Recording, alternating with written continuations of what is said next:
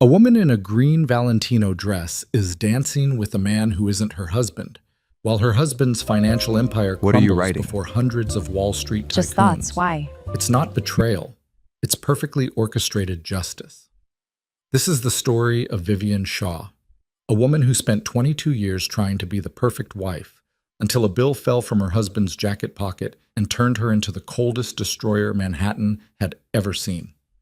Follow this story to the end, hit like, and comment with the city you're watching from so I know how far this story has come. The receipt was cream-colored, expensive-looking, the kind of paper that came from restaurants where they didn't list prices on the menu. It slipped out of Gregory's coat pocket Tuesday morning while Vivian was checking for dry cleaning tags, and for 3 full seconds she just stared at it lying there on the marble floor of their bedroom like a small white knife. She didn't pick it up immediately. Her hand hovered over it, fingers trembling in a way that made her angry at herself. 22 years of marriage, and she was shaking over a piece of paper. But she knew. God, she already knew. The receipt was from Aurélie, that French place in Tribeca where Gregory claimed he never went because he hated the pretentious wine list. Dinner for 2, vintage Veuve Clicquot, $240 just for the champagne. The date was last Thursday, the night he'd told her he was working late on the Zurich merger. Vivian picked it up. Her hands had stopped shaking. That was worse somehow. There was a note on the back, handwritten in looping feminine script. Thank you for a perfect evening. C, just the letter C, not even a full name, like she didn't matter enough to sign completely. Vivian stood there in her silk robe in the bedroom of their Ashmere Drive estate, holding a receipt that cost more than most people spent on groceries in a month, and something inside her went very still and very cold. She'd known about the affairs before. Of course she had. You didn't stay married to Gregory Shaw for over 2 decades without developing a certain radar for his patterns.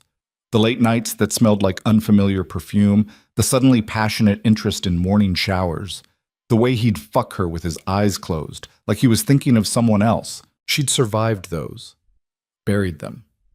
Reminded herself that marriage at this level wasn't about romance. It was about partnership, legacy, the careful architecture of a life built on money and reputation and the right last name. But this felt different. This felt deliberate. Vivian walked to her closet and slipped the receipt into the pocket of a jacket she never wore. Then she went downstairs and made Gregory's coffee exactly the way he liked it. 2 sugars, cream to the first line on the cup, and when he came down 20 minutes later, she kissed his cheek and asked about his day.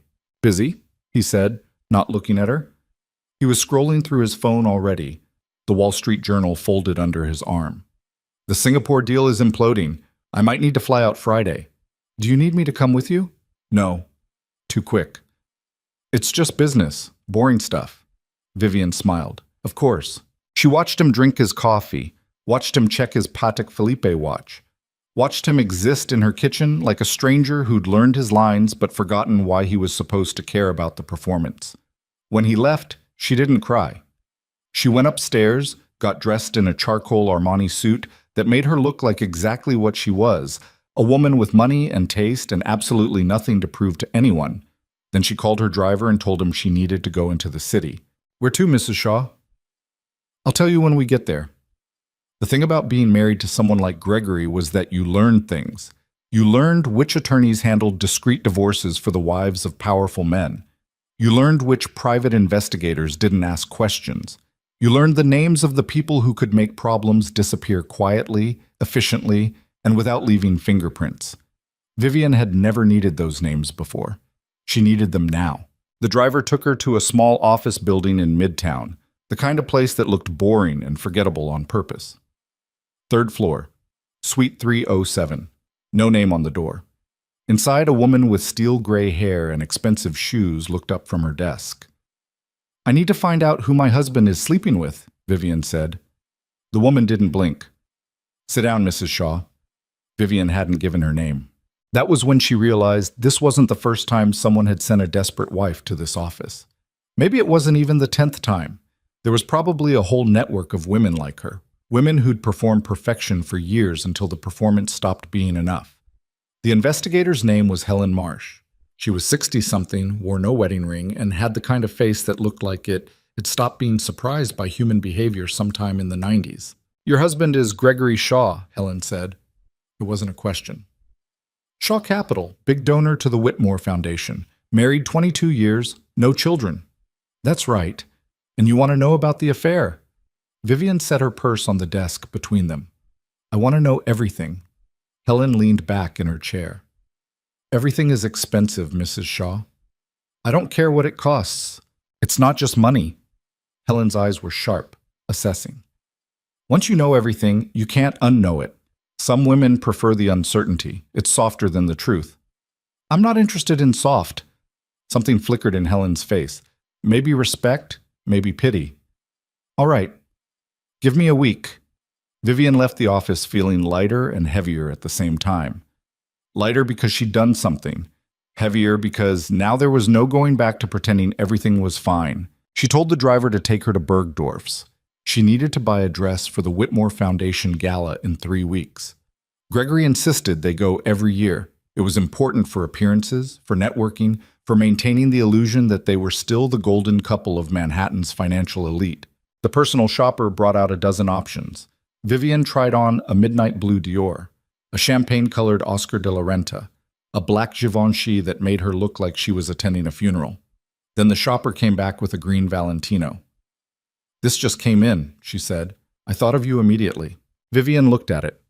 Forest green silk, cut on the bias, with a neckline that suggested elegance without screaming for attention. It was devastating in a quiet way, the kind of dress that made you look twice because you couldn't quite figure out why the woman wearing it seemed so untouchable. She tried it on. In the mirror, she barely recognized herself. Not because she looked different, but because for the first time in years she looked like someone who mattered outside of being Gregory Shaw's wife. I'll take it, she said. When she got home that evening, Gregory was already there, which was unusual. He was in his study with the door half open, talking on the phone in that low, careful voice he used when he didn't want to be overheard. Vivian walked past without stopping. She'd learned a long time ago that the fastest way to make Gregory suspicious was to show interest in his business calls. But she heard fragments anyway. Can't keep doing this. Getting too complicated. After the gala, I promise. Vivian kept walking, upstairs, into her dressing room. She hung up the green Valentino and stared at it for a long time. After the gala. Whatever Gregory was planning, it was tied to that night. She just didn't know what it was yet. Masisi. The week passed slowly. Vivian performed her role flawlessly.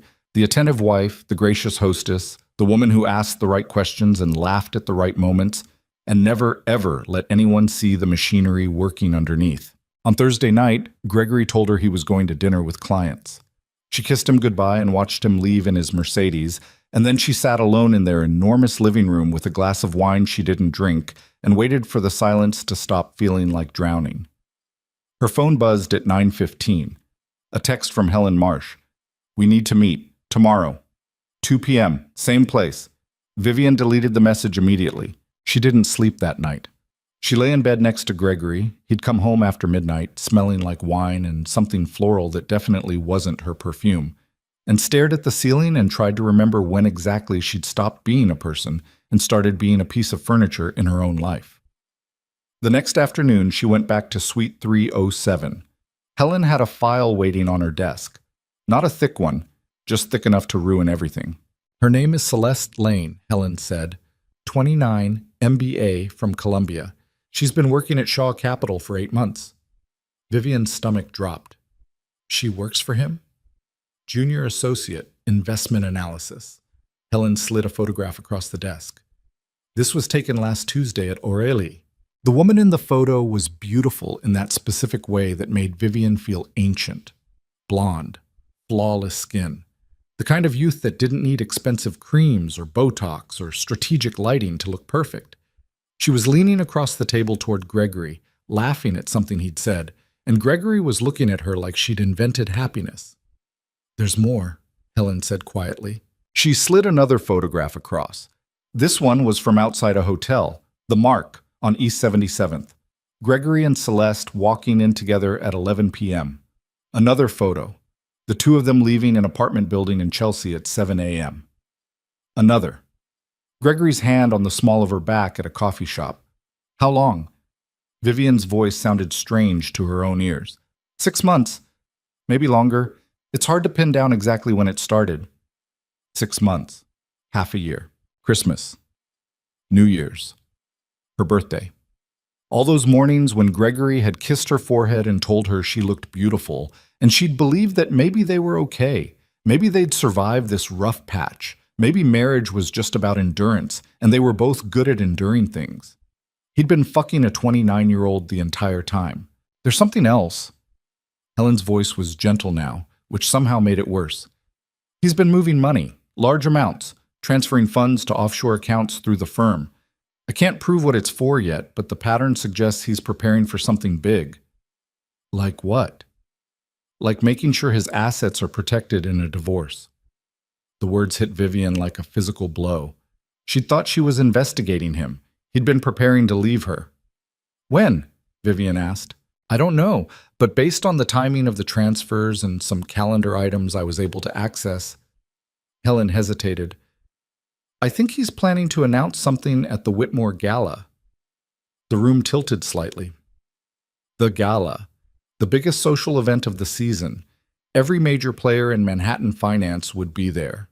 The press, the photographers, the people who decided who mattered and who didn't. Gregory wasn't just planning to leave her. He was planning to humiliate her in front of everyone who'd ever envied their marriage. What do you want to do, Mrs. Shaw? Vivian looked at the photographs spread across Helen's desk. Gregory's face in every single one. Happy. Alive. More present with this stranger than he'd been with his own wife in years. I want you to find out everything else, Vivian said. Every account, every transfer, every lie. If he's breaking the law, I want proof. If he's hiding money, I want records. If he's planning to destroy me, I want to know exactly how.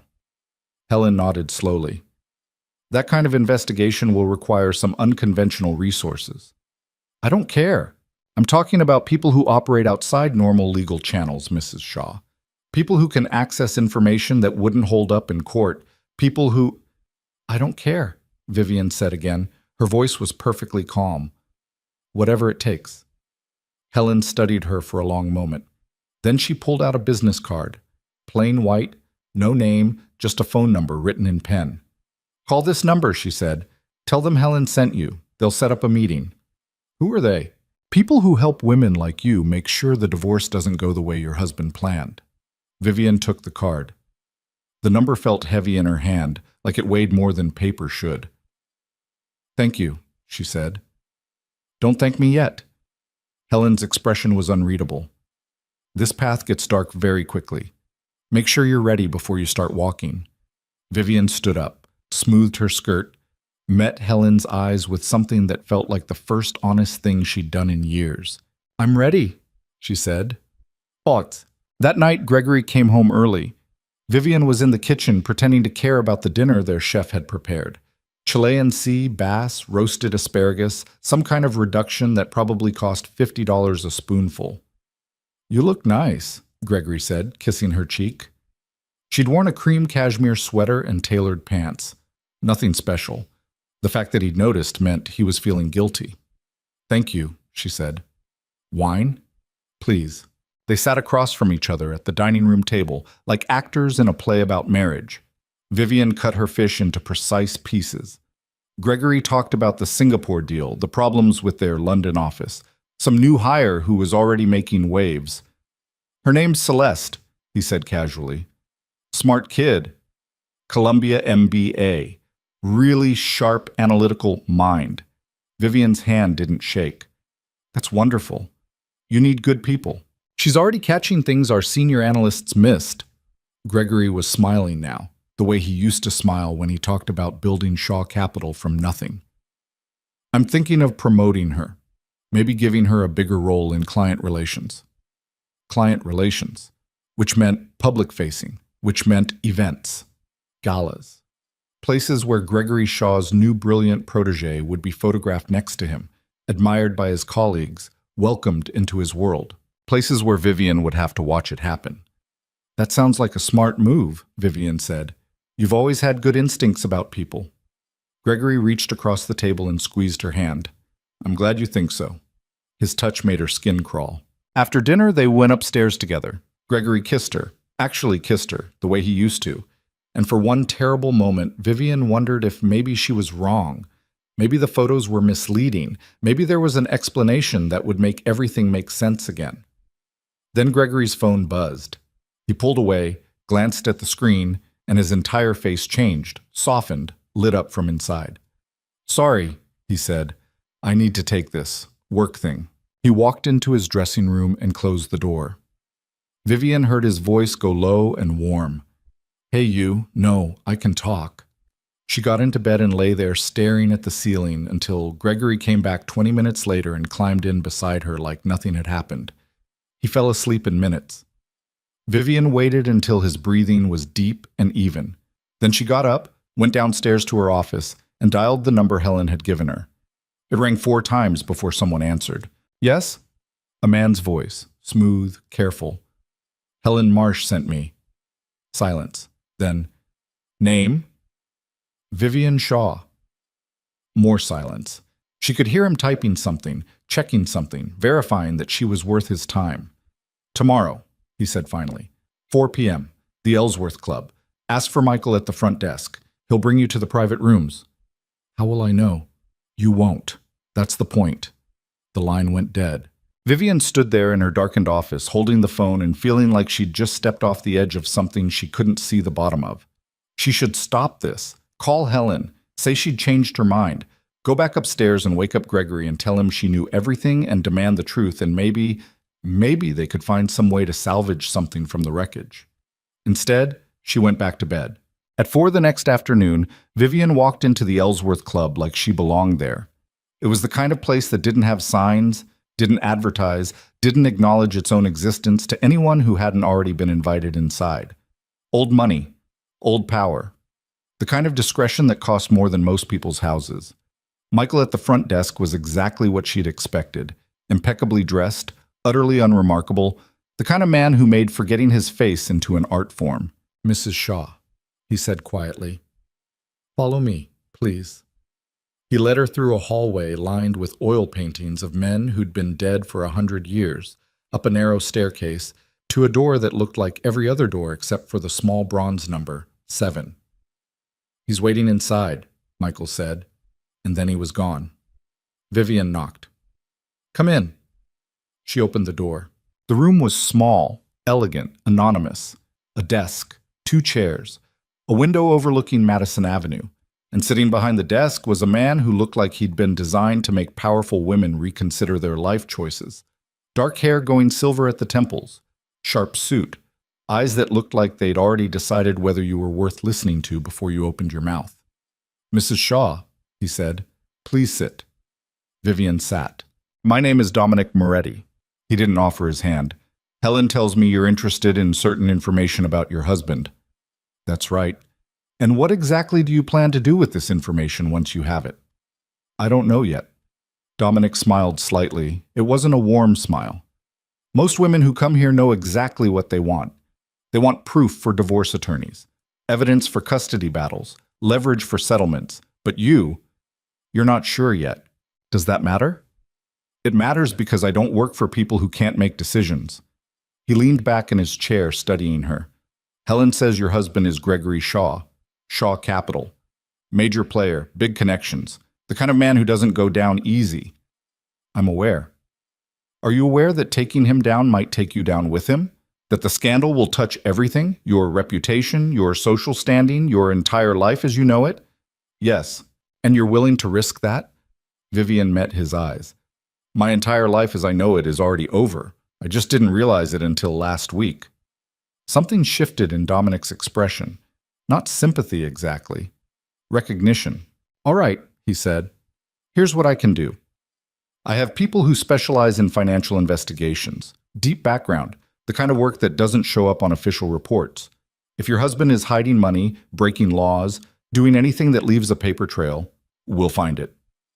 And then you decide what to do with it." He opened a drawer and pulled out a folder. "But before we start, you need to understand something. Once we go down this road, there's no going back. You can't unring this bell. If we find what I think we're going to find, your husband's life will be destroyed. Completely. Permanently. No recovery. Good, Vivian said. Dominic studied her for a long moment. Then he slid the folder across the desk. Sign this. It's a consulting agreement. Completely legal, completely boring. It just establishes that you've hired my firm for financial advisory services. Vivian signed without reading it. How long will this take? 2 weeks, maybe 3. Dominic took the folder back. In the meantime, you need to act completely normal. No changes in behavior, no confrontations, no hints that anything is different. I can do that. Can you? His eyes were sharp now. Because the hardest part isn't getting the information, Mrs. Shaw. The hardest part is living with your husband while you know exactly what he's doing and not letting him see it in your face. Vivian stood up, smoothed her skirt, met Dominic's gaze with something that felt like the first real piece of herself she'd shown anyone in years. I've been living with Gregory Shaw and not letting him see what's in my face for 22 years, she said. 2 more weeks won't kill me. Dominic stood as well. One more thing. If at any point you want to stop, if this gets too hard, too complicated, too dangerous, you call me immediately. No judgment, no questions. We just stop. I won't stop. Everyone says that at the beginning. I'm not everyone. Dominic smiled again, and this time it looked almost genuine. No, he said quietly. I don't think you are. Vivian left the Ellsworth Club feeling like she'd just signed a contract with something darker than lawyers and investigators and people who specialized in destroying powerful men.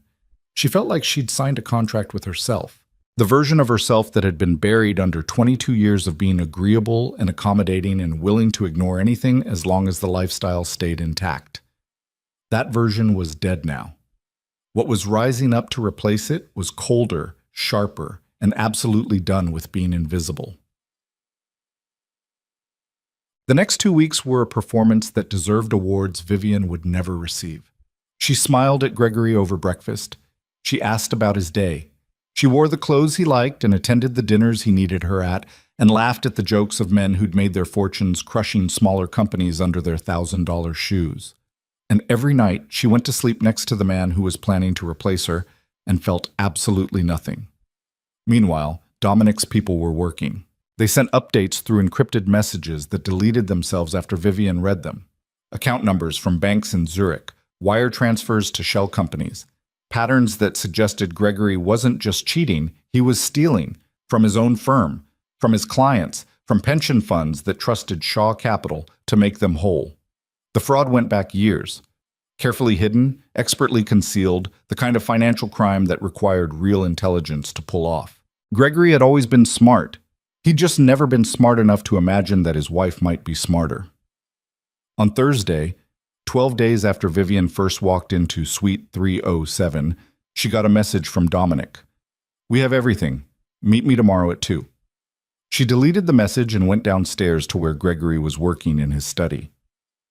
I'm going into the city tomorrow, she said from the doorway. I need to finalize some details for the gala. Gregory barely looked up from his laptop. Sure. Take the driver. I will. Do you need anything while I'm out? No. Thanks, though. She almost asked him then. Almost walked into that study and demanded to know when exactly he'd decided she was disposable. When the woman he'd married, the one who'd believed him when he said they were building something together, had become just another asset to be liquidated when the time was right. But she didn't. She just smiled and said, "Let me know if you change your mind." The next afternoon, she sat across from Dominic in room 7 of the Ellsworth Club while he laid out her husband's crimes like a dealer spreading cards across a table. He's been skimming for at least 5 years, Dominic said, rooting client gains through mirror accounts in Zurich, keeping the profits, bearing the losses in lower-tier investments and pension portfolios. The total is somewhere around $40 million. Vivian felt dizzy. $40 million? Give or take, and here's the really interesting part. Dominic slid a photograph across the desk. Your husband's assistant, Celeste Lane, she's been helping him execute the transfers. Not consciously, I don't think she knows what she's actually doing, but her login credentials show up all over these transactions. Why would he involve her? Plausible deniability. If this ever gets investigated, he can claim she went rogue, that she was the one stealing and he was the victim. Dominic's expression was grim. It's actually pretty brilliant. He gets the money, gets the girl, and sets her up to take the fall if anything goes wrong. Vivian stared at Celeste's photograph.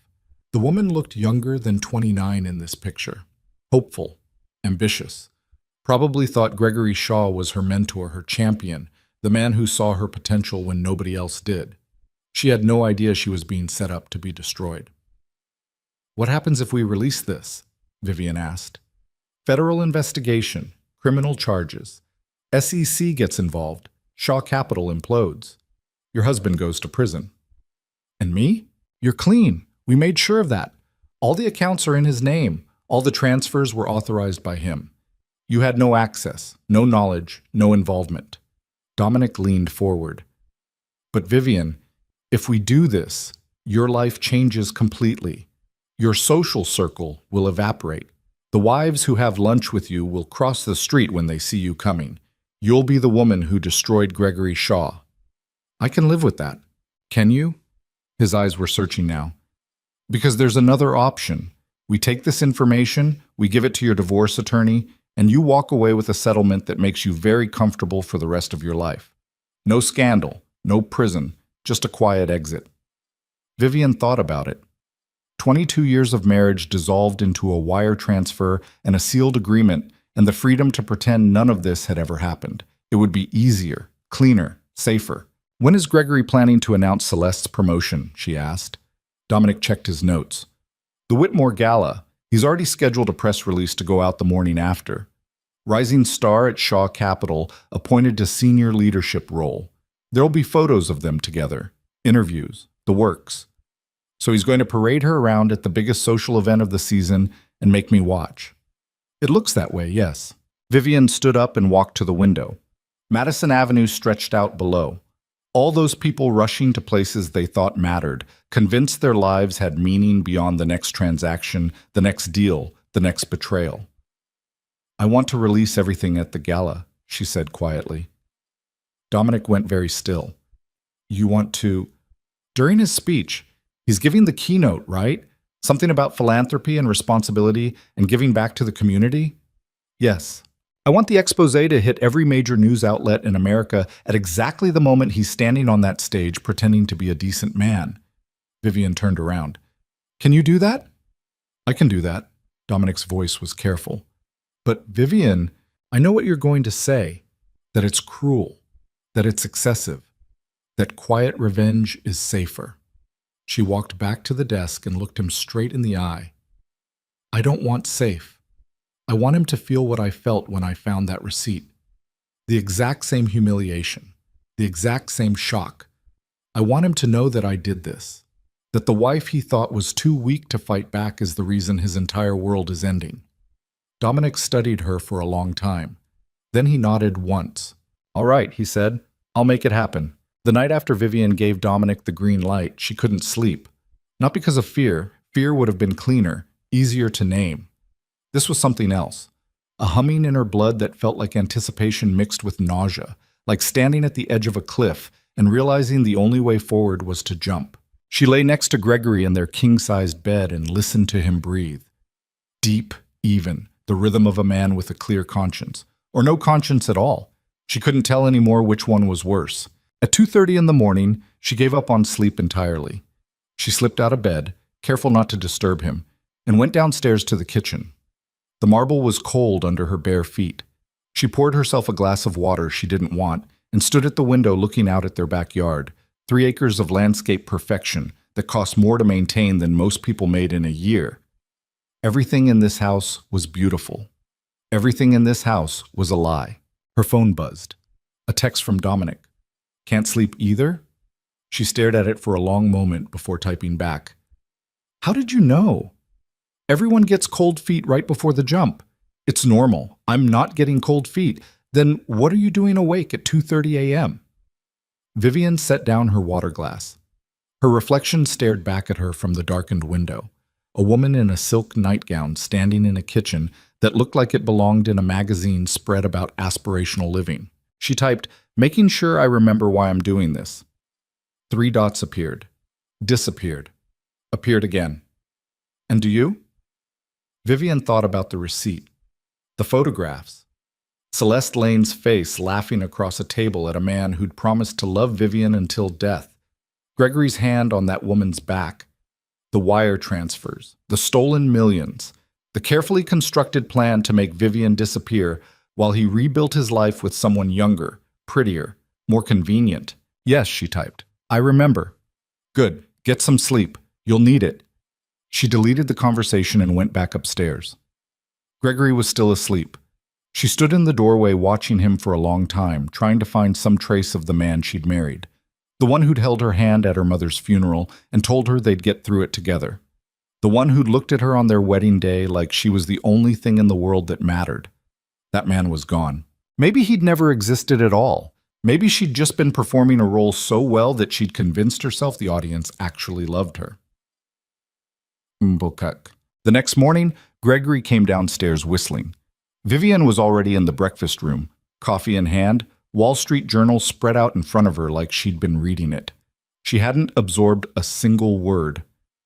Morning, Gregory said, kissing the top of her head. Morning. He poured himself coffee, started scrolling through his phone, the same routine they'd performed 1,000 times. I need to talk to you about the gala, he said. Vivian looked up. What about it? I want you to wear something really special. This is a big night for the firm. He was smiling, that easy, confident smile that had probably charmed 100 boardrooms. I'm announcing some major changes. New direction for Shaw Capital. I want you to look incredible. I already have a dress. Which one? The green Valentino. Something flickered across Gregory's face. That's perfect. You look amazing in green. He meant it. That was the worst part. He actually wanted her to look beautiful while he destroyed her. I'm bringing Celeste to the gala, Gregory added, casual as ordering breakfast. The new associate I told you about. She's worked really hard on the restructuring plans, and I want her to get some visibility. Vivian's hand tightened around her coffee cup. That's generous of you. She's earned it. Gregory was still smiling. Actually, I was thinking maybe you could spend some time with her at the event. You know, introduce her around, help her feel comfortable. She's young. She doesn't know many people in this world yet. The audacity of it took Vivian's breath away. He wanted her to mentor his mistress, to smooth the way for her replacement, to perform graciousness while he paraded another woman in front of Manhattan's elite. Of course, Vivian heard herself say. I'd be happy to. You're the best. Gregory squeezed her shoulder. I don't tell you that enough, but you are. I couldn't do any of this without you. He left for the office 20 minutes later. Vivian sat in the breakfast room until her coffee went cold, staring at nothing, feeling something dark and final settling into her bones. She pulled out her phone and texted Dominic. He just asked me to mentor her at the gala. The response came back immediately. Jesus Christ, I told him I would. You're stronger than I thought. Vivian stared at those words. Stronger than I thought. Like strength was something you discovered by accident.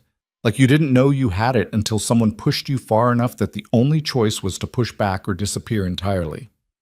I'm not strong, she typed. I'm just done. Helen Marsh called that afternoon. I have more, she said without preamble. Things Dominic's people didn't catch. Tell me. Your husband has been looking at real estate, penthouse in Tribeca, $3 million. He hasn't bought it yet, but he's had his attorney draw up papers for an LLC purchase. Vivian closed her eyes. For Celeste. That would be my guess. There's also a prenup consultation in his calendar from 3 weeks ago. Different attorney than the one who handled your marriage. He's planning to marry her. Eventually, yes. But here's what's interesting. The prenup notes suggest he's planning to finalize your divorce before the fiscal year ends. That's 6 weeks away. 6 weeks. A month and a half. That's how long Vivian had left before Gregory Shaw officially erased her from his life. Why so fast? She asked. Tax purposes, probably. Clean break before year-end filings. Less complicated. Helen's voice softened slightly. I'm sorry, Vivian. I know this isn't easy to hear. It's fine. It's not fine, but I understand what you're doing. A pause. Dominic called me. Told me about the plan for the gala. Are you sure about this? Yes. Because there are other ways, I'm sure. Helen sighed. All right. Then I want you to be prepared for what comes after. The press will be vicious. Your friends will scatter. You'll be the woman who destroyed her husband. And in certain circles, that's worse than being the woman who got cheated on. I know. Do you? Because Vivian, once this happens, you can't take it back. You can't apologize your way back into their good graces. You'll be radioactive. Good, Vivian said. I don't want their good graces. I want them to know what he really is. Even if it means they know what you're capable of too? Vivian thought about that. About the Vivian who'd existed 3 weeks ago. The one who smiled through everything, who never made scenes, who believed that dignity meant suffering silently. That Vivian was dead. Especially then, she said. The days blurred together. Vivian moved through her life like a ghost haunting her own existence.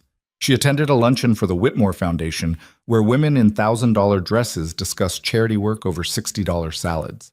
She smiled and nodded and wrote a check and didn't hear a single word anyone said. At night, Gregory would come home late, and Vivian would be waiting with dinner and questions about his day, and he would lie to her face with the ease of someone who'd been practicing. "How's the Singapore deal?" she'd ask. "Complicated, but we're getting there." "And the new associate, Celeste?" "Doing great. Really impressive work ethic." Work ethic. Like that's what he was fucking her for. One night, 8 days before the gala, Gregory's phone rang during dinner. He glanced at the screen and his whole face changed, softened, became someone Vivian didn't recognize. "I need to take this," he said, standing up. "Of course." He walked into his study and closed the door. Vivian sat at the dining room table finishing her wine and listening to the muffled sound of Gregory's voice going warm and low through the walls. When he came back 10 minutes later, he looked guilty. "Everything okay?" Vivian asked. "Yeah, just client stuff." "At 8 p.m.? "Hong Kong." He sat back down. "Different time zones." Vivian nodded like she believed him. That night in bed, Gregory tried to touch her, actually reached for her like they were still two people who desired each other instead of strangers performing a script nobody believed anymore. "I'm tired," Vivian said. "Come on." His hand moved to her waist. "We haven't in a while." "I said I'm tired." Gregory pulled back. "Is something wrong?" "Yes," Vivian wanted to scream. "Everything is wrong. You're fucking someone else. You're planning to leave me. You're stealing from your clients and setting up your mistress to take the fall, and you're asking me to wear a pretty dress while you announce it all to the world." "No," she said. "I'm just exhausted. The gala planning has been a lot. I appreciate everything you do." Gregory kissed her forehead. "I know I don't say it enough." He fell asleep 10 minutes later. Vivian lay awake until 3 a.m. Dominic called the next afternoon. "We need to meet. Something's come up." "What?" "Not over the phone. Can you get into the city?" "When?" "Now." Vivian told Gregory's assistant she had a hair appointment, took the car into Manhattan, walked into the Ellsworth Club trying to look like a woman who wasn't about to shatter into 1,000 pieces. Dominic was waiting in room 7. He looked tense. "What happened?" Vivian asked. "Sit down." She sat. Dominic slid a folder across the desk. "My people found something else. Something we missed before." Vivian opened the folder. Inside was a medical record from a fertility clinic in Connecticut. Her hands started shaking before she even read the details. Gregory had gone to a fertility specialist 6 months ago. With Celeste Lane. Consultation for in vitro fertilization, genetic screening, embryo storage. "He wants children with her," Vivian whispered. "It looks that way, yes." The room tilted. Vivian gripped the edge of the desk to keep from sliding off the chair. She'd wanted children, had begged Gregory for years. He'd always said no. The timing wasn't right. The firm needed his attention. They'd talk about it later, maybe next year, maybe when things settled down. 22 years of maybe later. And now he was planning a family with a woman he'd known for 8 months. "I'm going to be sick," Vivian said. Dominic handed her a trash can. She didn't throw up. But she sat there clutching the metal rim and breathing hard and feeling something inside her chest crack open like a fault line. "I'm sorry," Dominic said quietly. "I know this is—" "Don't!" Vivian's voice came out sharp. "Don't apologize. Don't tell me it's going to be okay. Just don't." He went silent. Vivian stared at the medical records until the words stopped making sense. Then she closed the folder very carefully and slid it back across the desk. "Is the plan still in place for the gala?" she asked. "Yes. Everything's ready. The expose will hit at 9:43 during his speech. Major outlets have embargoed copies. SEC has been given advance notice. It's all timed to detonate simultaneously." "Good." "Vivian." "What?" Dominic leaned forward. "I need to ask you something, and I need you to answer honestly. Are you doing this because you want justice, or because you want him to hurt the way you're hurting?" Vivian met his eyes. "Does it matter?" "It might. Because if this is about pain, about making him suffer, then you need to be prepared for how empty it's going to feel when it's over. Revenge doesn't fix anything. It doesn't heal the wound. It just makes sure someone else bleeds too." "You think I don't know that?" "I think you're in so much pain right now that you'd burn down the world if it meant he had to watch." Vivian stood up. Her legs felt unsteady. "You're right. I am in that much pain, and yes, I want him to suffer. I want him to stand on that stage in front of everyone he's ever tried to impress and watch his entire life explode. I want him to know it was me. I want him to feel exactly as powerless and humiliated and disposable as I've felt for the last 3 weeks. And then what? And then I move on." "Just like that?" "No." Vivian's voice cracked. "Not just like that. It's going to take years to stop feeling like this. Maybe it'll never stop. But at least I'll know I didn't disappear quietly. At least I'll know I fought back." Dominic studied her for a long moment. Then he nodded slowly. "All right," he said. "Then let's make sure it counts." 5 days before the gala, Vivian went to Bergdorf's to pick up the green Valentino. The alterations were perfect. The dress fit like it had been designed specifically to make Gregory Shaw regret every choice that led him to this moment. The sales associate smiled. "You're going to be the most beautiful woman at the Whitmore Gala." "Thank you." "Your husband is a lucky man." Vivian's reflection stared back at her from the three-way mirror. She looked elegant, composed, exactly like the kind of woman who would never cause a scene. "Yes," she said. "He is." That night, Gregory brought Celeste home for dinner. He called Vivian that afternoon to give her exactly 2 hours' notice. "I thought it would be nice for you two to meet before the gala. You know, break the ice." Vivian stood in the kitchen, gripping her phone so hard her knuckles went white. "Of course," she heard herself say. "That's a lovely idea." She told their chef to prepare something impressive. Duck confit, roasted vegetables, a wine pairing that probably cost more than Celeste's monthly rent. At 7 p.m., Gregory's car pulled into the driveway. Vivian checked her reflection one more time. Navy cashmere dress, simple jewelry, elegant and non-threatening, the perfect hostess. The front door opened. Gregory walked in first, all smiles and confidence. "Vivian, this is Celeste Lane." "Celeste, my wife Vivian." Celeste was even more beautiful in person, 29 years old and glowing with it. Blonde hair, perfect skin, a nervous smile that probably made men want to protect her. "Mrs. Shaw." Celeste extended her hand. "It's such an honor to meet you. Gregory talks about you constantly." Vivian shook her hand, smiled, felt nothing. "Please call me Vivian, and welcome to our home." They moved into the living room.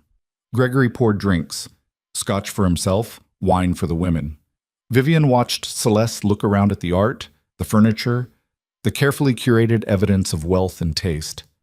"Your home is beautiful," Celeste said. "Thank you. We've been here 15 years. Gregory told me you designed most of the interior yourself." "I had help, but yes, I was involved." They sat down. Gregory positioned himself between them like a referee at a boxing match. "Celeste has been doing incredible work on the restructuring," Gregory said. "I don't know what I'd do without her." Celeste blushed. Actually blushed. "You're too kind. I'm just trying to learn from the best." Vivian sipped her wine and watched them. The way Gregory looked at Celeste, the way Celeste looked back. They weren't even trying to hide it. Or maybe they were, and they were just bad at it. Or maybe they thought Vivian was too stupid to notice. "How did you end up at Shaw Capital?" Vivian asked. "Columbia's MBA program has a partnership with the firm," Celeste said. I did my thesis on emerging market investment strategies, and Gregory, Mr. Shaw, offered me a position after graduation. That must have been exciting. It was a dream come true, working for Shaw Capital, learning from someone like Gregory. I still can't believe it's real sometimes. She meant it. Vivian could see it in her face. Celeste Lane actually believed she'd earned this position through merit, that Gregory Shaw had chosen her for her brilliant analytical mind and nothing else.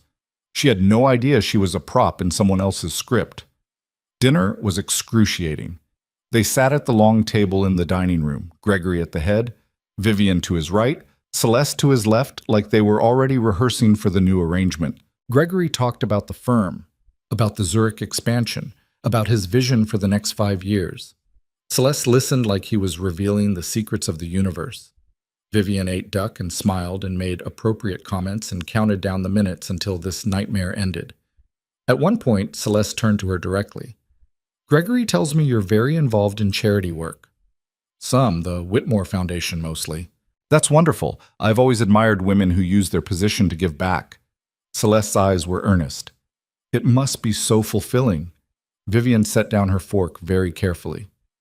It is. Although sometimes I wonder if we're actually helping or just making ourselves feel better about the inequality we benefit from. Silence dropped over the table like a theater curtain. Gregory laughed nervously. Vivian's our resident philosopher. No, Vivian said. I'm just realistic about what charity means when you're writing the check from a penthouse.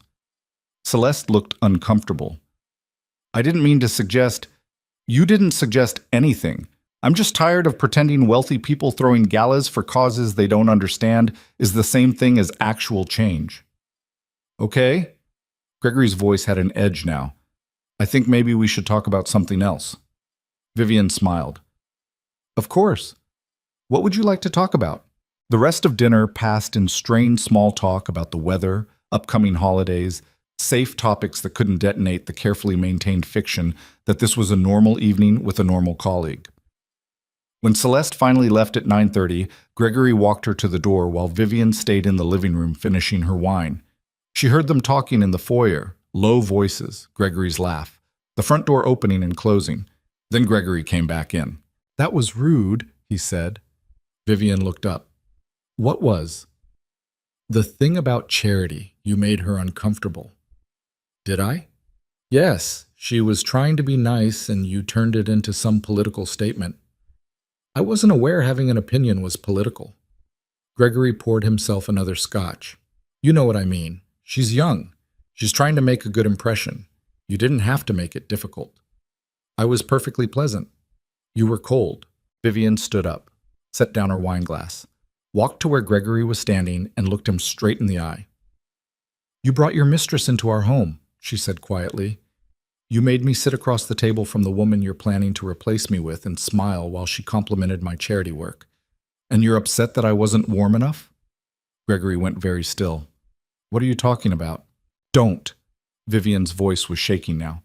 Don't insult me by pretending. I know about Celeste. I know about Aurélie. I know about the hotel. I know about all of it. The silence that followed felt like falling. Gregory's face did something complicated, shock, then calculation, then something that looked almost like relief. How long have you known? He asked. Long enough? And you didn't say anything. What was I supposed to say? Vivian heard her voice rising and didn't care anymore. Please don't leave me for someone younger. Please remember you once loved me. Please at least have the decency to end this privately instead of parading her around at public events. Vivian, you asked me to mentor her, Gregory. You actually stood in our kitchen and asked me to help smooth the way for my own replacement. Do you have any idea how that felt? It's not like that. Then what is it like? She was shouting now, 22 years of swallowed words coming up all at once. Explain it to me. Make it make sense. Gregory set down his drink, ran his hand through his hair. You're right. I should have told you. I should have been honest. When? When were you planning to be honest? Before or after the gala? Before or after you moved her into that Tribeca penthouse? Before or after you got her pregnant? His face went white. How do you... It doesn't matter how I know. What matters is that you've been planning an entire new life while I was sleeping in the same bed with you every night. What matters is that you looked at me every morning for months and lied to my face. I didn't want to hurt you. You didn't want to hurt me. Vivian laughed, high and sharp. Gregory, you've been systematically erasing me from your life for half a year. You just wanted to do it quietly so you didn't look like the bad guy. He didn't deny it. That was worse than anything else. The fact that he couldn't even pretend she was wrong. I was going to tell you after the gala, Gregory said finally. I was going to sit you down and explain everything and make sure you were taken care of financially. Taken care of? Vivian's voice dropped to something cold and precise. Like I'm a problem that needs managing. That's not what I meant. Get out.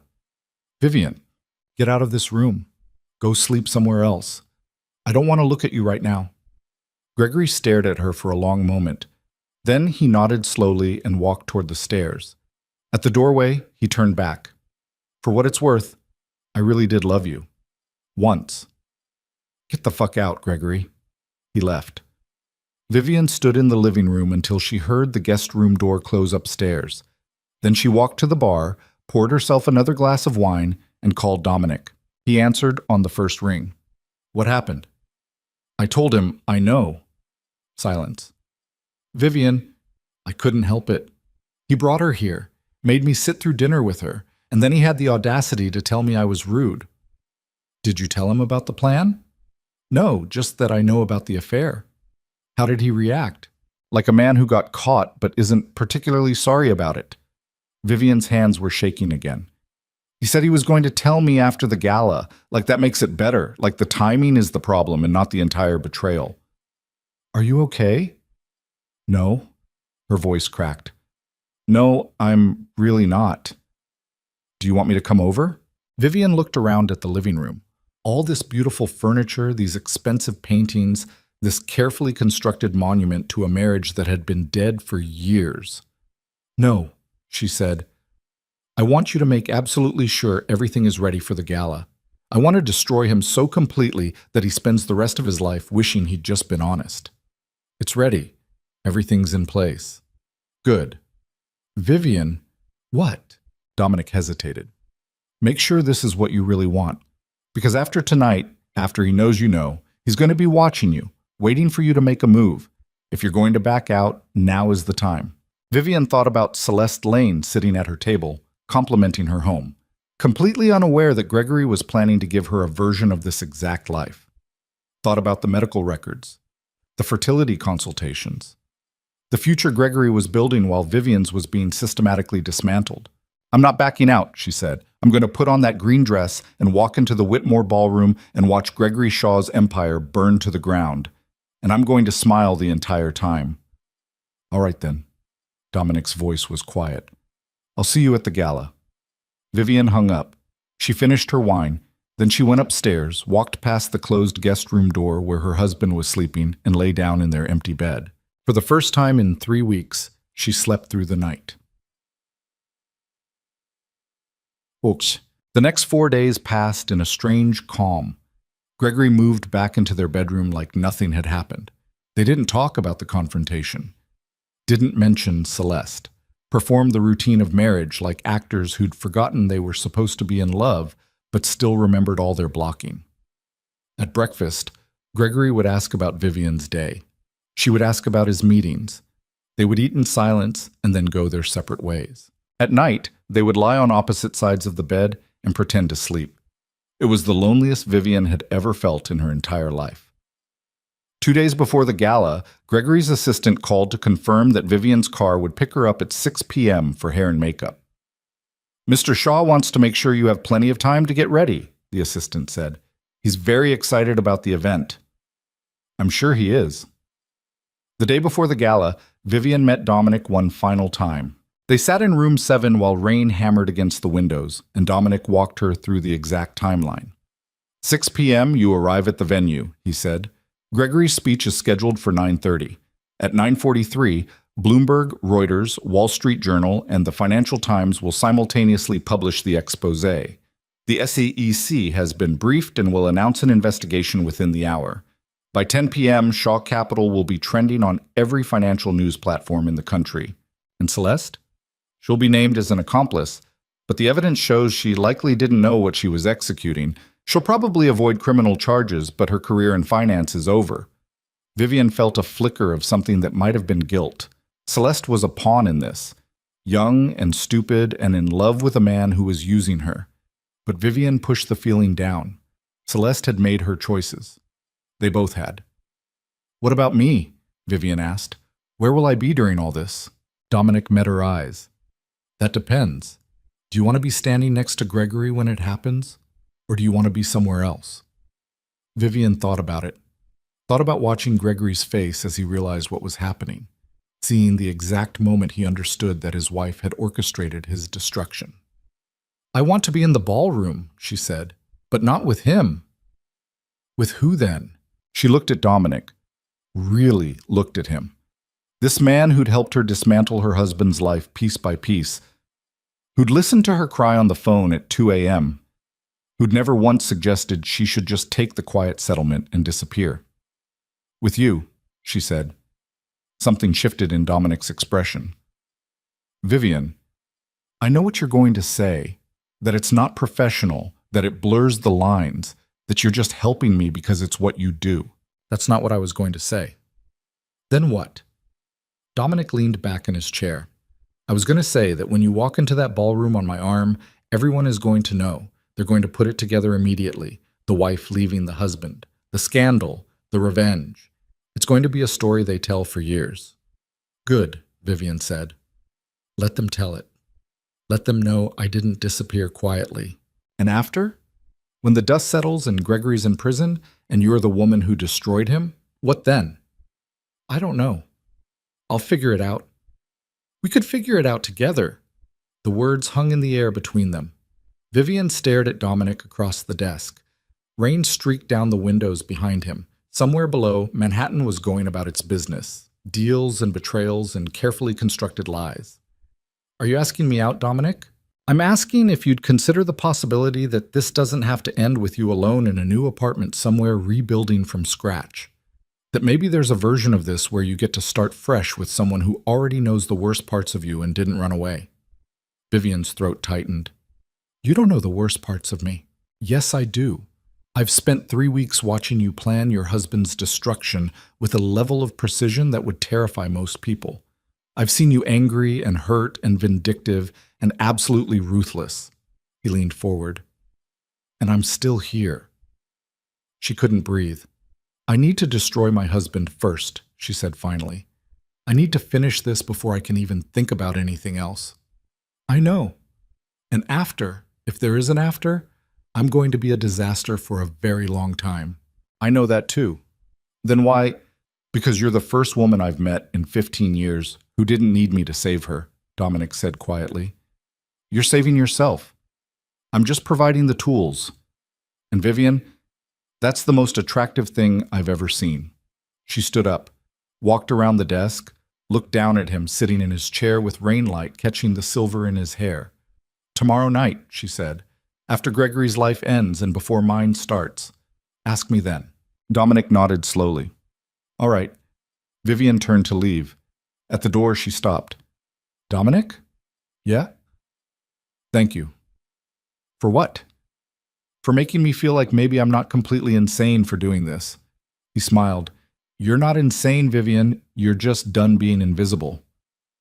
She walked out of the Ellsworth Club into the rain and stood on Madison Avenue letting the water soak through her coat. Tomorrow night, Gregory Shaw would stand on a stage and watch everything he'd built collapse around him. Tomorrow night, Manhattan would know exactly what he was. Tomorrow night, Vivian would walk into the Whitmore ballroom in a green Valentino dress and dance while her husband's empire burned. And somewhere in the wreckage, she'd figure out who she was supposed to be now that she'd stopped being Mrs. Gregory Shaw. The morning of the gala, Vivian woke up at 5 a.m. Gregory was already awake, sitting on the edge of the bed with his head in his hands. "Couldn't sleep?" she asked. "Big day." "Yes, it is." He turned to look at her. "Vivian, about what you said the other night. Don't. I need you to know that I never wanted to hurt you." "And yet," Gregory stood up, started getting dressed. I'm going into the office early. I'll meet you at the venue tonight. Fine. He was halfway to the door when he turned back one more time. You look beautiful in that dress, he said. The green one. I always loved you in green. Then he left.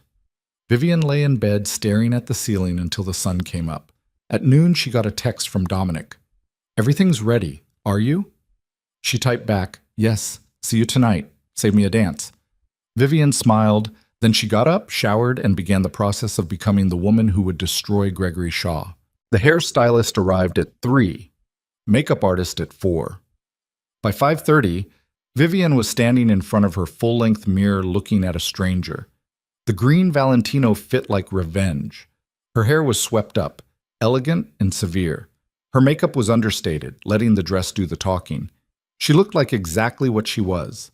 A woman who'd spent 22 years learning how to move through rooms full of powerful people without making a sound. Tonight, she was going to make them all hear her. The driver arrived at 6. Vivian took one last look around the bedroom, this room where she'd spent 2 decades sleeping next to a man who'd never really seen her. Then she walked downstairs, out the front door, into the car. Where to, Mrs. Shaw? The driver asked. Vivian looked at her reflection in the window. Green dress, perfect hair. The kind of woman people would remember. The Whitmore Foundation Gala, she said, and then quieter to herself. Let's end this. The Whitmore Foundation Gala looked like someone had bottled old money and poured it into a ballroom. Crystal chandeliers the size of small cars. Champagne towers that probably cost more than a Honda Civic. Men in tuxedos that fit so perfectly they had to have been custom-made by wizards. Women dripping in diamonds that caught the light and threw it back like tiny weapons. Vivian's car pulled up to the entrance at 6:45. She could see the red carpet stretching up the marble steps, photographers already positioned like snipers waiting for the important arrivals. Her phone buzzed. Dominic. I'm already inside, 3rd floor private lounge, room 12. Come up when you're ready. Vivian typed back, give me 10 minutes. She needed to be seen arriving alone first. Needed the photographers to capture Mrs. Gregory Shaw in her green Valentino, solo and stunning, before everything went to hell. The driver opened her door. Vivian stepped out into the evening air and felt every camera lens swing toward her like searchlights. Mrs. Shaw, over here. Vivian, look left. Where's Gregory? She smiled, turned, let them capture her from every angle. The dress moved like water. The photographers ate it up. Mr. Shaw is already inside, she said smoothly. Work emergency. You know how it is. They laughed. Of course they did. Gregory Shaw missing a photo op for business was perfectly on brand. Vivian walked up the red carpet alone, feeling the weight of every eye on her back, and thought about how this would look in tomorrow's papers after everything imploded. The wife arriving solo. The mysterious smile. The green dress that would become iconic for all the wrong reasons. Inside, the ballroom was already half full. She recognized faces immediately. Hedge fund managers, real estate moguls, the kind of people who had summer homes in the Hamptons and winter homes in Aspen and regular homes that cost more than most people would earn in 3 lifetimes. Someone handed her champagne. She took it without drinking. Vivian! A woman in red approached, air kissing both her cheeks. Margaret something. Her husband ran a private equity firm. You look absolutely stunning. That dress is perfection. Thank you. Is Gregory here? I wanted to congratulate him on the Singapore deal. He's around somewhere, Vivian said vaguely. You know how these events are. Margaret laughed and moved on to her next target. Vivian scanned the room. No sign of Gregory yet. No sign of Celeste either.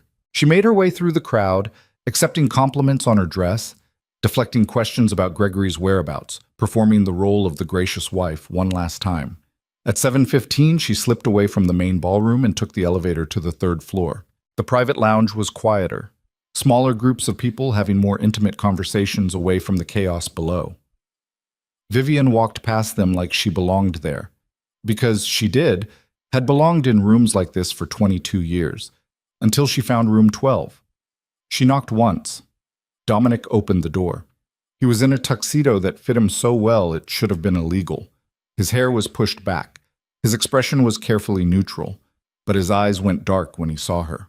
Jesus Christ, he said quietly, is that a professional assessment? That's a human reaction to a devastating dress.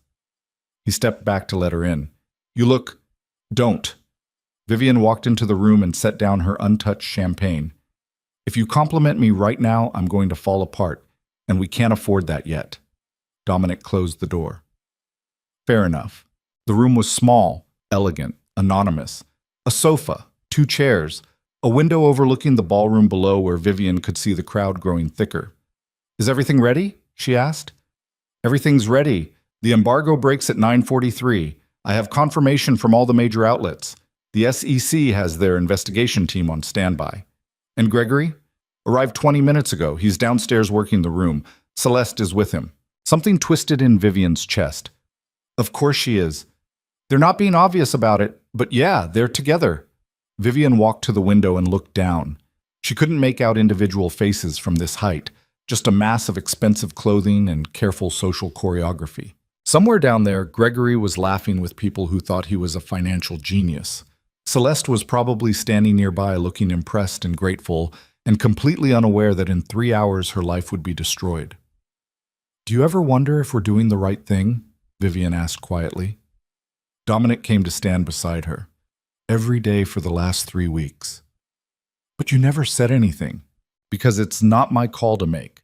This is your life, Vivian. Your choice. I'm just providing the tools. She turned to look at him. What would you do? If you were me?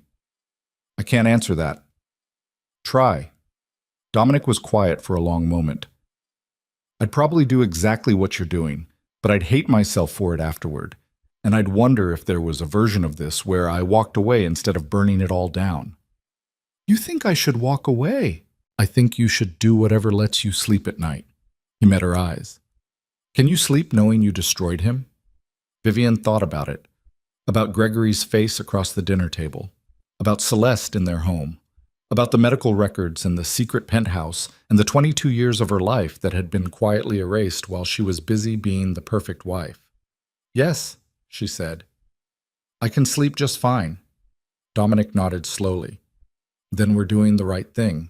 They stood there in the window for a while, watching the ballroom fill up below. Not touching, but standing close enough that Vivian could feel the heat coming off him.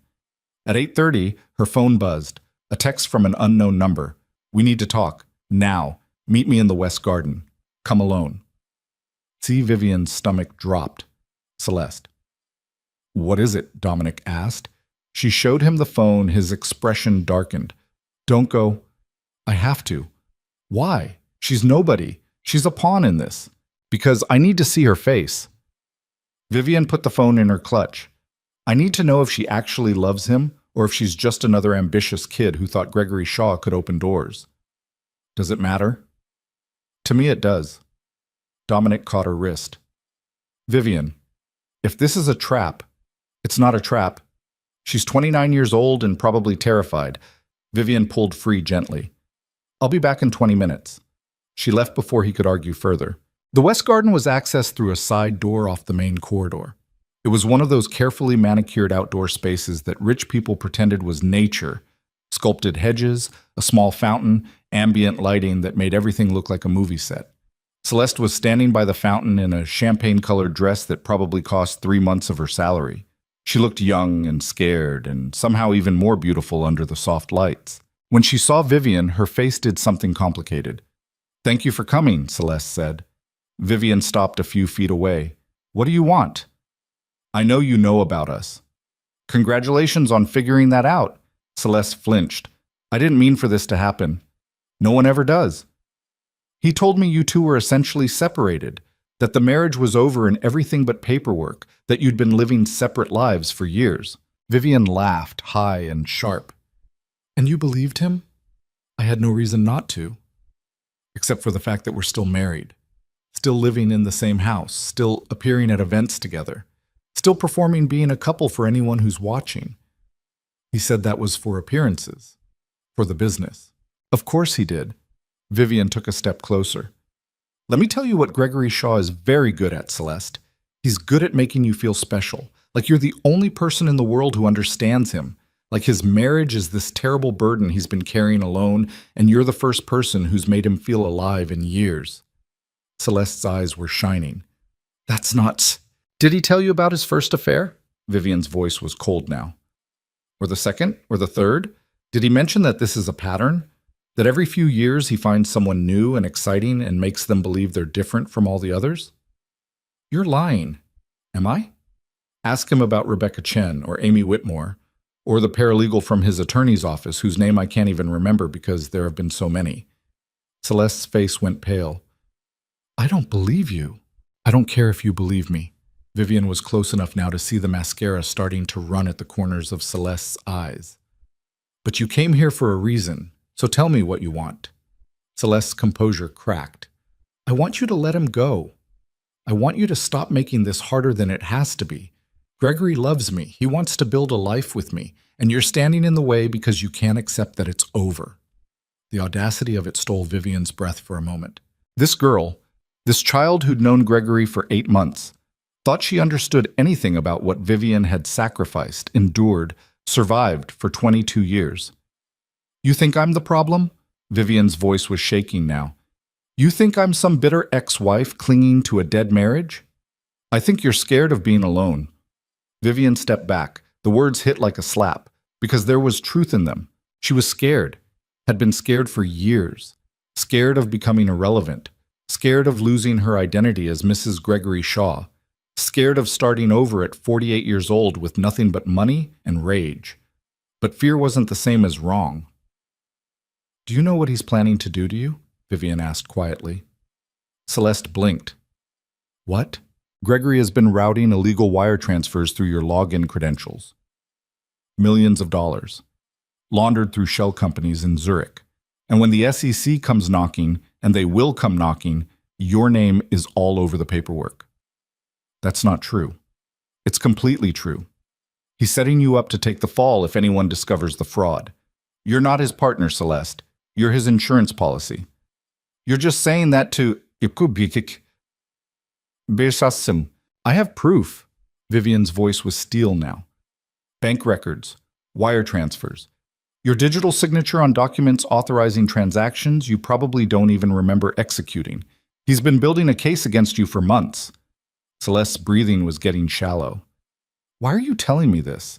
Because unlike Gregory, I'm not interested in destroying people who don't deserve it. You made stupid choices. You slept with a married man.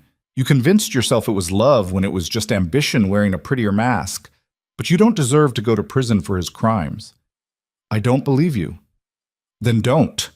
Vivian turned to leave. But when the federal investigators show up at your door, remember this conversation. Wait. Vivian stopped. Celeste was crying now, mascara streaking down her perfect face.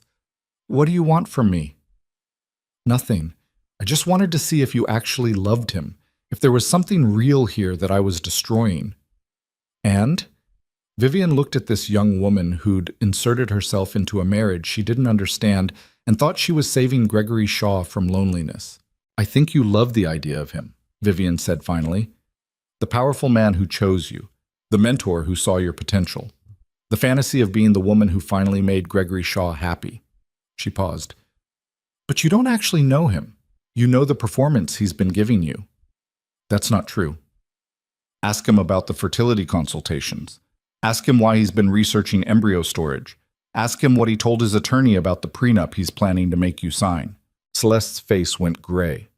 I have to go, Vivian said. But Celeste, when everything falls apart tonight, and it will fall apart, remember that I tried to warn you. She walked back into the building and left Celeste standing alone by the fountain. Her hands were shaking. Her heart was racing. She felt like she'd just stepped off a cliff and was waiting to see if there was ground below or just empty air. She made it back to room 12 and closed the door behind her. Dominic took one look at her face. What happened? I think I just made a terrible mistake. Talk to me. I told her. Vivian's voice was barely above a whisper. I told Celeste about the fraud, about Gregory setting her up, about all of it. Dominic went very still. Why would you do that? Because she's 29 years old and she has no idea what's about to hit her, and Vivian's voice broke. I couldn't just let her walk into it blind. Vivian, Dominic's voice was careful. If she tells Gregory, she won't. You don't know that. Yes, I do. She's terrified. She thinks I'm lying, but there's a part of her that knows I'm not. And if that part tells Gregory anyway? If he figures out what we're planning? Vivian sank onto the sofa. Then we're fucked. Dominic paced to the window and back. We need to accelerate the timeline, push the embargo up, release everything now before Gregory has a chance to… We can't. The SEC needs the timing to be perfect, or the investigation won't stick. If we jump the gun, Gregory's lawyers will have time to bury evidence. Then what do we do? Vivian looked up at him. We wait. We hope Celeste is too scared to say anything. And we pray that I didn't just destroy 3 weeks of work because I felt sorry for a woman who's sleeping with my husband. They sat in silence for a long time. At 9 o'clock, Vivian's phone buzzed again. Gregory. Where are you? People are asking. She typed back, powder room. Be down in a minute. Another buzz. Dominic, this time. Bloomberg just sent me a message. They want to push the embargo to 10 p.m. Something about coordinating with their legal team. Vivian's stomach dropped. No. What? She showed him the phone. Dominic's face went pale. That gives Gregory an extra 17 minutes. If Celeste told him anything, call them. Tell them the embargo holds at 9:43 or we pull the story entirely. Vivian, do it. Dominic pulled out his phone and stepped into the hallway. Vivian sat alone in room 12, feeling everything starting to slip through her fingers. This was supposed to be perfect, timed down to the second. Gregory's speech at 9:30, the exposé hitting at 9:43, the SEC investigation announced by 10, his empire crumbling in real time while Vivian watched from across the ballroom. But now Bloomberg was getting cold feet, and Celeste knew too much. And Gregory was probably downstairs wondering where his wife had disappeared to. Dominic came back in. His face was grim. They're holding at 9:43, he said, but they're nervous. One of their editors is asking questions about source verification, about whether we're sure the wire transfers are legitimate. Of course they're legitimate. Your people verified everything. I know, but they're getting cautious. This is Gregory Shaw we're talking about. If the story is wrong, Bloomberg gets sued into oblivion. The story isn't wrong. I know that. You know that. But they're journalists. They're paranoid by design. Vivian stood up, smoothed her dress. Then I need to go downstairs and make sure everything looks normal. If Gregory suspects anything, this whole thing falls apart. Are you sure you can do that? After the conversation with Celeste? I've been doing it for 22 years. I can do it for 1 more hour.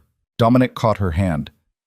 If anything feels wrong down there, if Gregory seems suspicious or Celeste is acting strange, you text me immediately and we abort. We're not aborting. Vivian, we're not aborting, she said again. I've come too far to stop now. She pulled free and walked to the door. Vivian, she turned back. Dominic was standing in the middle of the room looking at her like he was trying to memorize her face in case this was the last time he saw it. I'll be right here, he said quietly, watching. If you need me, I'm here. I know. She walked out before she could change her mind.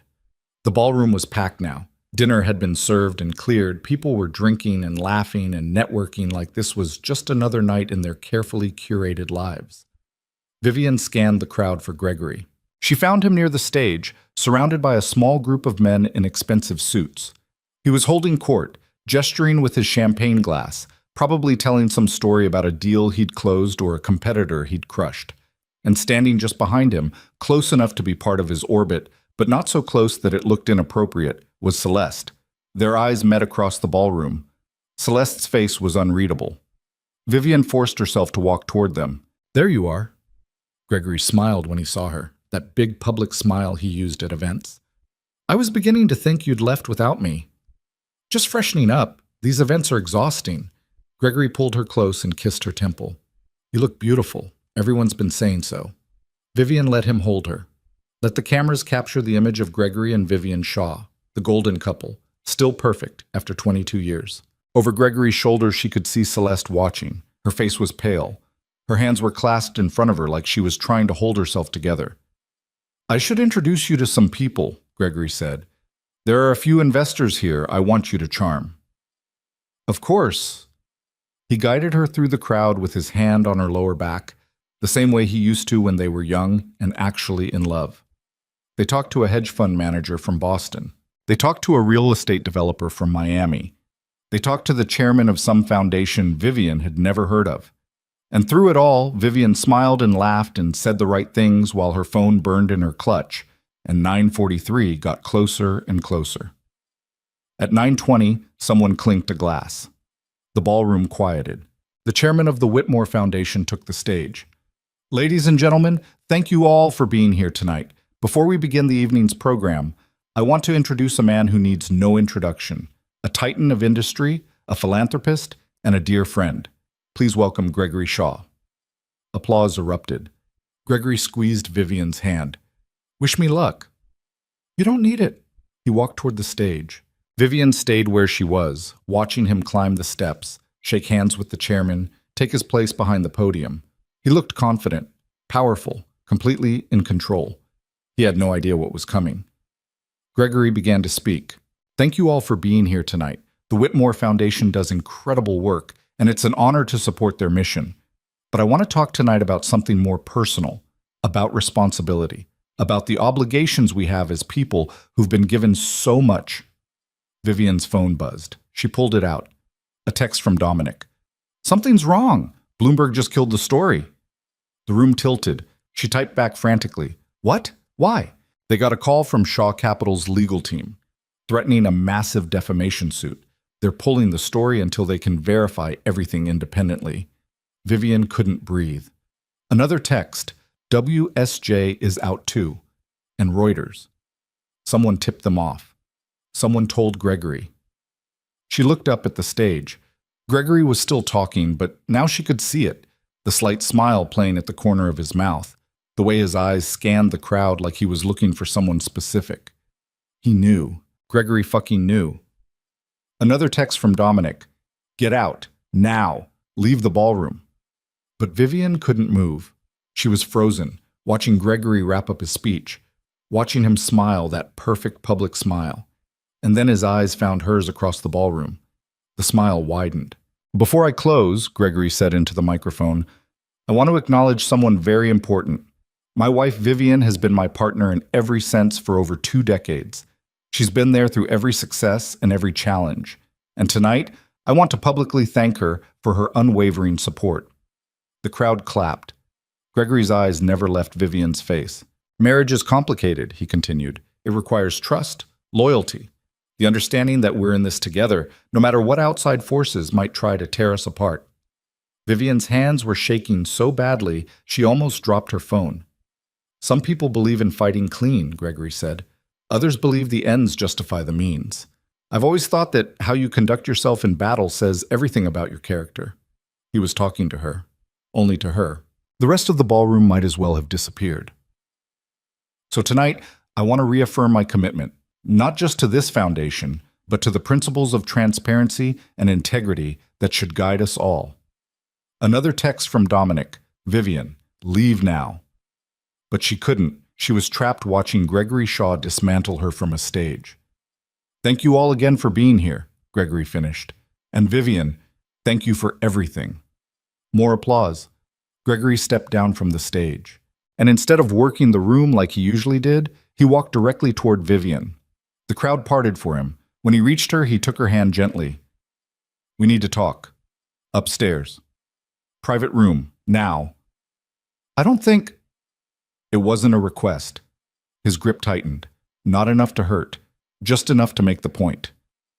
Smile for the cameras, darling, and walk with me like nothing's wrong. Vivian looked around. Everyone was watching.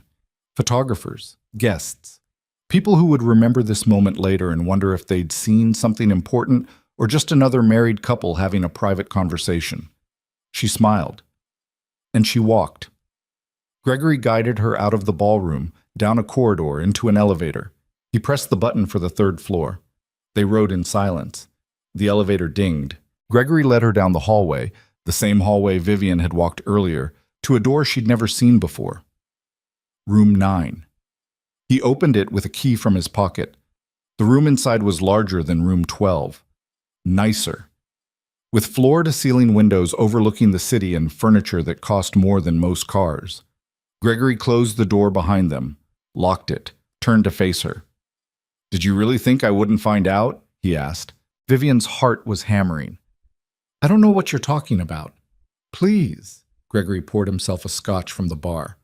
"Don't insult me by pretending. Celeste told me everything. The conversation in the garden. Your accusations about the wire transfers, the threats about federal investigations. Those weren't threats. They were warnings." "No." Gregory's voice was cold now. "They were manipulations. You were trying to turn her against me, trying to poison our relationship before you could what? Replace me publicly at this event? Make me watch while you promoted your mistress and announced your new life? I was trying to be civilized about this." He drank his scotch in one swallow. "I was going to wait until after the gala. Sit you down. Offer you a generous settlement. Make sure you were taken care of financially." "Taken care of?" Vivian laughed bitterly. "Like I'm a problem that needs managing." "You are a problem, Vivian. You have been for years. But I was willing to be gentlemanly about it, to let you exit with dignity. Until I fought back. Until you tried to destroy me." Gregory set down his glass. "Did you think I wouldn't notice the private investigators? The encrypted messages? The meetings with Dominic Moretti?" Vivian's stomach dropped. "How long have you known?" 3 days. One of my attorneys saw you leaving the Ellsworth Club. Had you followed? Found out about Moretti's little investigation." Gregory smiled. "Do you have any idea how easy it is to discredit people like him?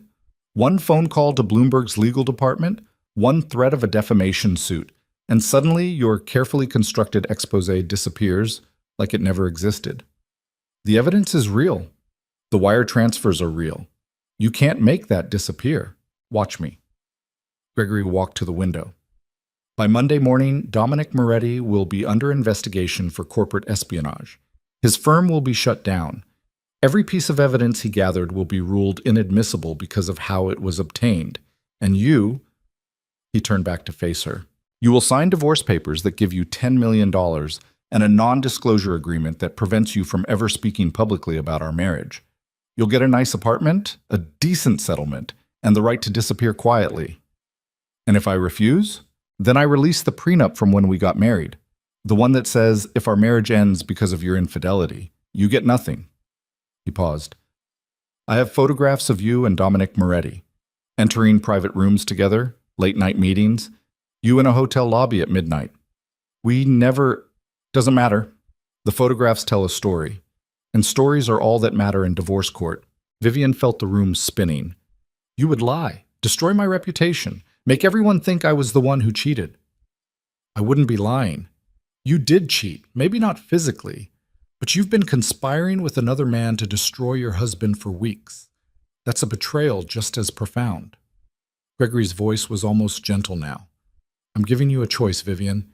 Take the settlement and walk away, or fight me and lose everything. I want to leave. Not until we're done talking." "Let me out, Gregory." "Not yet." He moved between her and the door. "I need you to understand something. I did love you. Once. A long time ago.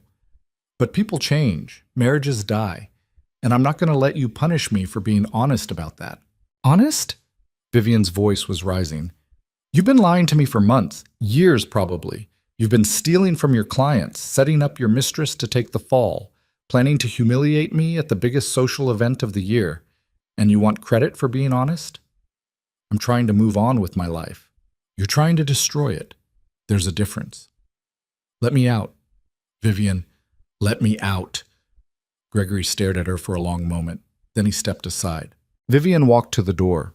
Her hands were shaking so badly she could barely turn the lock. "You have until Monday," Gregory said behind her. "Sign the papers or I release the photographs. Your choice." She got the door open, stumbled into the hallway. Behind her, she heard Gregory close the door again. Lock it. She ran. Down the hallway. Into the elevator. Pressed the button for the third-floor lobby, even though she was already on the third floor because her brain wasn't working properly. The elevator doors closed. Vivian collapsed against the wall and felt everything she'd been holding together for weeks finally break apart. The plan was dead. The exposé was dead. She'd failed. Gregory had won. The elevator stopped. She forced herself to stand up, to smooth her dress, to fix her face into something that didn't look like complete devastation. The doors opened. Dominic was standing in the hallway outside room 12. When he saw her face, he knew immediately. Vivian, enfin. She walked past him into room 12 and closed the door. Dominic followed. What happened? Where were you? I've been trying to call. He knows. Her voice sounded strange, flat. Gregory knows everything. He's known for days. The expose is dead. Bloomberg killed the story. Everyone killed the story. He threatened defamation suits, and suddenly we're the criminals and he's the victim. Slow down. You're breaky bull. He has photographs of us. Meeting at the Ellsworth Club. Late at night. He's going to claim I was having an affair. That I'm the one who betrayed him. And unless I sign a settlement and a non-disclosure agreement, he's going to release them and destroy me in divorce court. Dominic went very still. Photographs of us doing what? Nothing. Talking. But he'll make it look like more. He'll make everyone believe I was sleeping with you while planning to destroy him. Vivian sank onto the sofa. I've lost. He won. It's over. It's not over. Yes, it is. She looked up at him. Don't you understand? Gregory Shaw just spent 3 weeks letting me think I was in control while he was actually setting a trap. And I walked right into it. I believed I could beat him. I believed I was smarter than him. But I wasn't. I was just angrier. And anger isn't the same as smart. Dominic knelt in front of her. Listen to me. We still have options. The evidence still exists. We can find other journalists, other outlets, who will all receive the same legal threats, who will all decide that publishing a story about Gregory Shaw isn't worth the risk. Then we take it to the SEC directly, bypass the press entirely. With evidence you obtain through illegal means, evidence that Gregory's lawyers will get thrown out before it ever sees a courtroom? Vivian shook her head. It's over, Dominic. I need to accept that. So you're just going to sign his papers? Take his money? Let him win? What choice do I have? Dominic stood up, paced to the window. I can't believe I'm hearing this. 3 weeks ago, you sat in my office and told me you wanted to destroy him completely. You said you'd rather burn everything down than let him replace you quietly. And now I'm being realistic. Gregory Shaw has more money, more lawyers, and more power than I do. He always has. I was stupid to think I could fight that. You're not stupid. You're scared. Of course I'm scared, Vivian was shouting now. I'm terrified. I just watched my entire plan collapse in real time.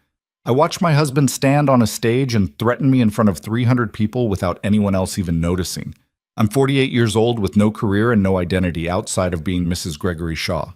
And now I have to choose between signing away my right to ever tell the truth about him or losing everything I have left. Silence fell between them. I'm sorry, Dominic said finally. I'm sorry I dragged you into this. I'm sorry I made you think we could actually win. You didn't drag me into anything. I walked in willingly. Vivian stood up, smoothed her dress one more time. I need to go home. I need to think. Don't sign anything yet, please. Give me 48 hours to figure something out. There's nothing to figure out, Dominic. It's over. She walked to the door. Vivian. She stopped but didn't turn around. I meant what I said earlier, about figuring out what comes after, together. There is no after, Vivian said quietly. Gregory made sure of that. She walked out of room 12 and left Dominic standing alone. The elevator ride down felt like falling. The ballroom was still full when she got back downstairs, the party continuing like nothing had happened, like Vivian's entire world hadn't just imploded on the third floor while people below ate overpriced food and drank expensive champagne. She found Gregory near the bar talking to someone important. When he saw her, he smiled. There you are. I was getting worried. I'm leaving. Already? The night's just getting started. I have a headache. Gregory's expression was sympathetic, concerned, the perfect worried husband. Do you want me to come with you? No, stay. Enjoy your triumph. She turned to leave before he could see her face crack again. Vivian?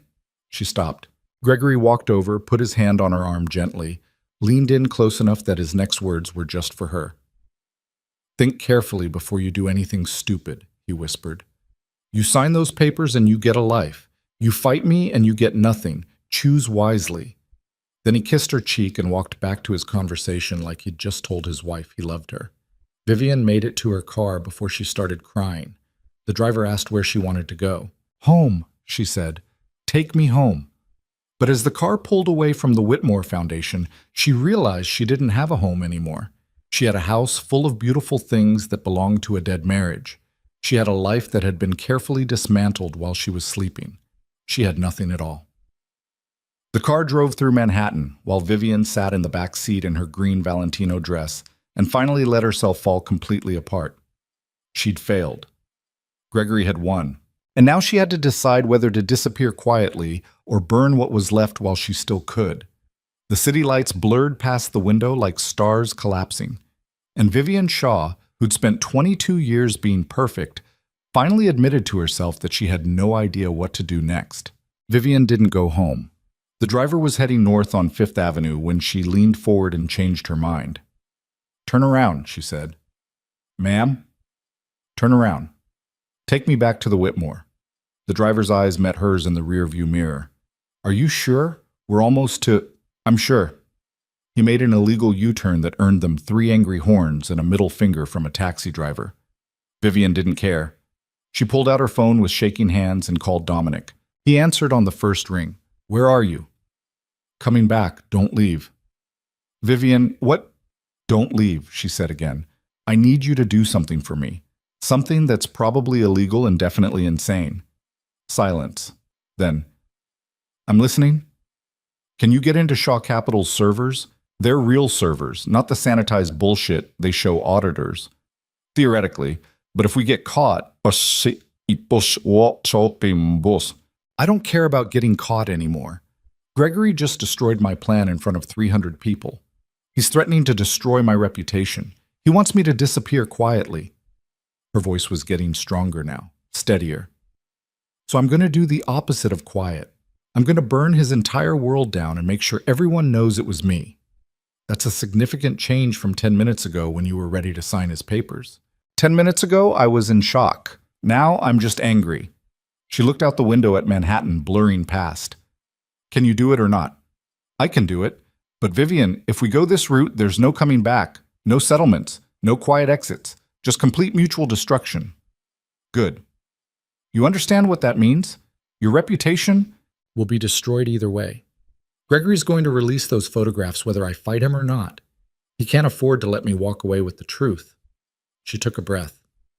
"So I might as well make sure he can't walk away either." The car pulled up to the Whitmore Foundation. Vivian got out while the engine was still running.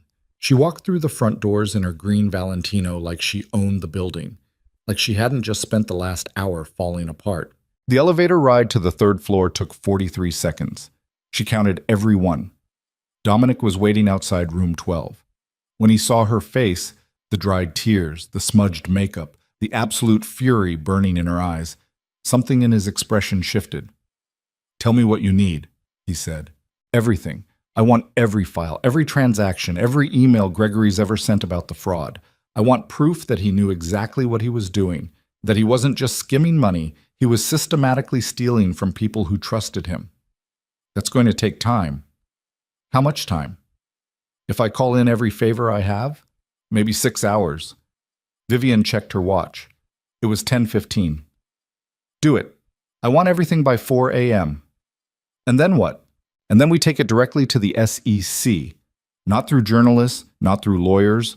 Straight to the federal investigators who don't give a shit about Gregory Shaw's legal threats." Dominic studied her. "This is a different plan than before. More direct. More dangerous. The old plan relied on timing and public pressure. Gregory crushed that." Vivian's voice was ice now. "This plan relies on evidence so overwhelming that no amount of money or lawyers can make it disappear. Can you get it or not?" "I can get it." He pulled out his phone. "But you need to understand, once we hand this to the SEC, Gregory will know it was you. He'll retaliate. Those photographs, let him release them. Let him tell everyone I was having an affair. At least I'll be the woman who fought back instead of the woman who disappeared quietly." Dominic made 3 phone calls in rapid succession. Vivian couldn't hear what he was saying, but she could read his body language, tense, urgent, calling in debts that probably shouldn't be called in. When he finished, he turned back to her. Okay, my people are moving. But Vivian, you need to stay out of sight until this is done. If Gregory sees you here, if he suspects anything, he already suspects everything. That's why I'm not hiding anymore. What are you going to do? Vivian walked to the window overlooking the ballroom. Down below, the party was still going.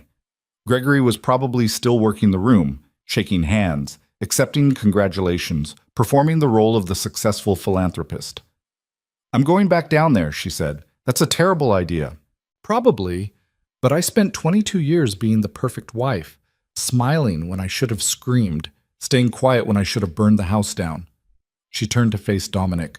I'm done being perfect.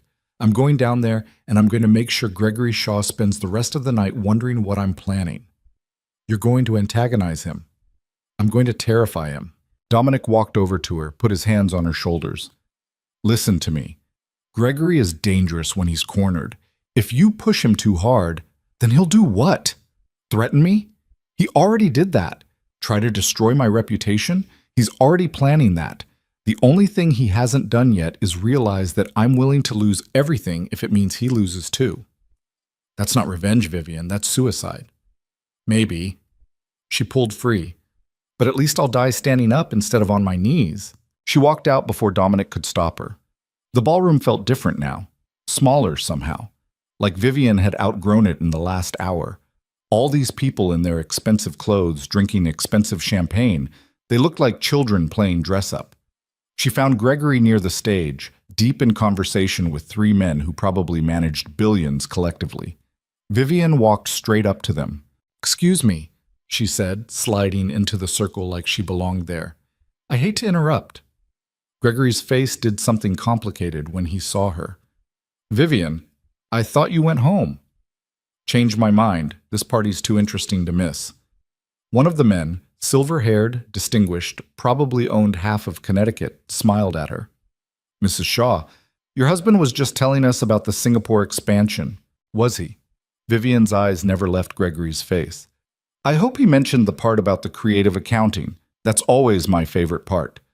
The smile on Gregory's face didn't move. Vivian's joking. She has a wicked sense of humor when she's had champagne. I haven't had any champagne. She turned to the silver-haired man. Did you know my husband is very good at moving money around? Like a magician. Now you see it. Now it's in Zurich. The other men laughed uncertainly. Gregory's hand found her elbow. His grip was tight. Darling, you must be exhausted. Let me walk you out. I'm not tired at all. I'm energized. Inspired, even. She pulled free. Did you tell them about Celeste? Your brilliant new hire? So talented, so young, so perfect for executing complex wire transfers without asking too many questions. The laughter stopped. Gregory's smile turned to stone. Gentlemen, if you'll excuse us, my wife isn't feeling well. I feel fine. Vivian's voice was getting louder now. People nearby were starting to turn and look. I feel better than I have in years, actually. Clarity is wonderful. You should try it sometime, Gregory. Just tell the truth. About the affairs. About the money. About how you built an empire by stealing from people who trusted you. Vivian. Gregory's voice was low, dangerous. Stop talking. Why? Afraid someone might hear? Afraid these nice men might start asking questions about where their returns are actually coming from? One of the men cleared his throat. Perhaps we should give you two some privacy. They scattered like roaches when the light comes on. Gregory grabbed Vivian's arm and hauled her toward a side door. She let him. Let him pull her into an empty hallway away from the crowd. The second they were alone, his carefully constructed composure shattered. What the fuck do you think you're doing? He hissed. Telling the truth. Isn't that what you wanted? Honesty? You're making a scene. Good. I've been too quiet for too long. Gregory's hand tightened on her arm, hard enough to hurt now. You need to stop, right now, before you say something you can't take back. Or what? You'll release the photographs? Do it. I don't care anymore. You should care. Because those photographs will ruin you. Every friend you have will turn their back. Every charity board will drop you. You'll be radioactive in this city. Then I'll leave the city. I'll go somewhere else and start over. But at least I won't be the woman who let Gregory Shaw get away with everything. He shoved her against the wall. Not hard enough to leave a bruise, just hard enough to make the point. Listen to me very carefully, Gregory said, his face inches from hers. You sign those papers by Monday, or I will destroy you so completely that you'll wish you'd taken the settlement. I will tell everyone you're unstable, that you've been having affairs, that you tried to blackmail me. I will make you into a cautionary tale about women who don't know when to accept defeat gracefully. Vivian met his eyes without flinching. Do your worst. Because in about 6 hours, federal investigators are going to have evidence of every crime you've committed for the last 5 years. And no amount of money or lawyers is going to save you. Gregory went very still. What are you talking about? I'm talking about wire transfers, offshore accounts, pension funds you've been systematically looting. All of it documented, all of it verified, all of it about to land on an SEC investigator's desk. You're bluffing. Am I? Why don't you check your servers tomorrow morning and see what's missing? Gregory's face went white, then red. Then something else entirely, a kind of fury that made Vivian's survival instinct scream at her to run. But she didn't run. She stood there and watched him realize that his wife had just declared war. You stupid fucking bitch, he said quietly. You have no idea what you've done. I know exactly what I've done. I was going to let you walk away. I was going to give you money and freedom and a chance to start over, and you threw it back in my face. You were going to erase me quietly. There's a difference. Gregory's hands were shaking now. If you do this, if you actually go to the SEC, I will make sure you regret it for the rest of your life. I will use every connection I have. I will spend every dollar I have. I will dedicate myself entirely to making sure you suffer. Good. Vivian pushed past him. At least then you'll be thinking about me. She walked away before he could respond. Her legs were shaking. Her heart was hammering. She felt like she'd just jumped off a building and was waiting to see if there was a net below or just concrete. She made it back to the main hallway before her phone buzzed. Dominic, where are you? Hallway outside ballroom. Just had a conversation with Gregory. Jesus Christ, are you okay? Define okay. Are you injured? Physically, no. Get back up here, now. Vivian took the elevator back to the 3rd floor. Dominic was pacing in room 12 like a caged animal. What the hell were you thinking? He demanded. I was thinking that Gregory needed to know I wasn't backing down. You antagonized him at a public event, in front of witnesses. Good. Vivian, Dominic ran his hands through his hair. This isn't a game. Gregory Shaw is a very powerful man who now knows you're coming after him. He's going to use every resource he has to stop you. Let him try. You're not listening to me. If Gregory decides you're a serious threat, he won't just release photographs. He'll plant evidence. He'll fabricate affairs. He'll make you look like a vindictive ex-wife having a breakdown. Then we better make sure the evidence against him is so overwhelming that nobody cares about his stories. Dominic stopped pacing, looked at her with something like awe and horror mixed together. You've completely let go, haven't you? You're not even trying to protect yourself anymore. There's nothing left to protect. Gregory's going to destroy my reputation whether I fight back or not, so I might as well make sure he goes down with me. That's not a plan. That's mutual assured destruction. I know. Vivian sank onto the sofa. Now that the adrenaline was fading, she could feel how exhausted she was, how much everything hurt. But it's the only plan I have left. Dominic sat down beside her. My people are working on the servers, but Vivian, even if we get everything, even if the SEC moves forward with an investigation, this is going to take months, maybe years. And the entire time, you're going to be fighting Gregory's lawyers and dealing with the media circus and watching your life get picked apart in public. I know. Can you actually do that? Can you survive that? Vivian thought about it, about years of depositions and court appearances and tabloid headlines, about watching Gregory's empire crumble while hers crumbled alongside it, about becoming the woman everyone whispered about at parties, the one who destroyed her husband, the bitter ex-wife, the cautionary tale. I don't know, she said honestly, but I know I can't survive signing his papers and pretending none of this happened, so I guess I'll find out. They sat in silence for a while. At 11:30, Dominic's phone rang. He answered, listened, said good twice and how long once. When he hung up, his expression was grim. We're in, he said. My people have access to Shaw Capital's servers. They're pulling everything now. Emails, transactions, internal memos. All of it. How long until we have enough to take to the SEC? 3 hours. Maybe 4. And if Gregory's IT team notices the breach? They won't. My people are very good at covering their tracks. Dominic paused. But Vivian, once we hand this over, there's no calling it back. The SEC will launch a full investigation. Gregory will be arrested. Shaw Capital will implode, and you'll be the woman who made it happen. I understand. Do you? Because this isn't just about destroying Gregory anymore. This is about destroying everything he built. His firm, his reputation, the lives of everyone who works for him. Thousands of people are going to lose their jobs because of what you're about to do. Vivian felt that hit.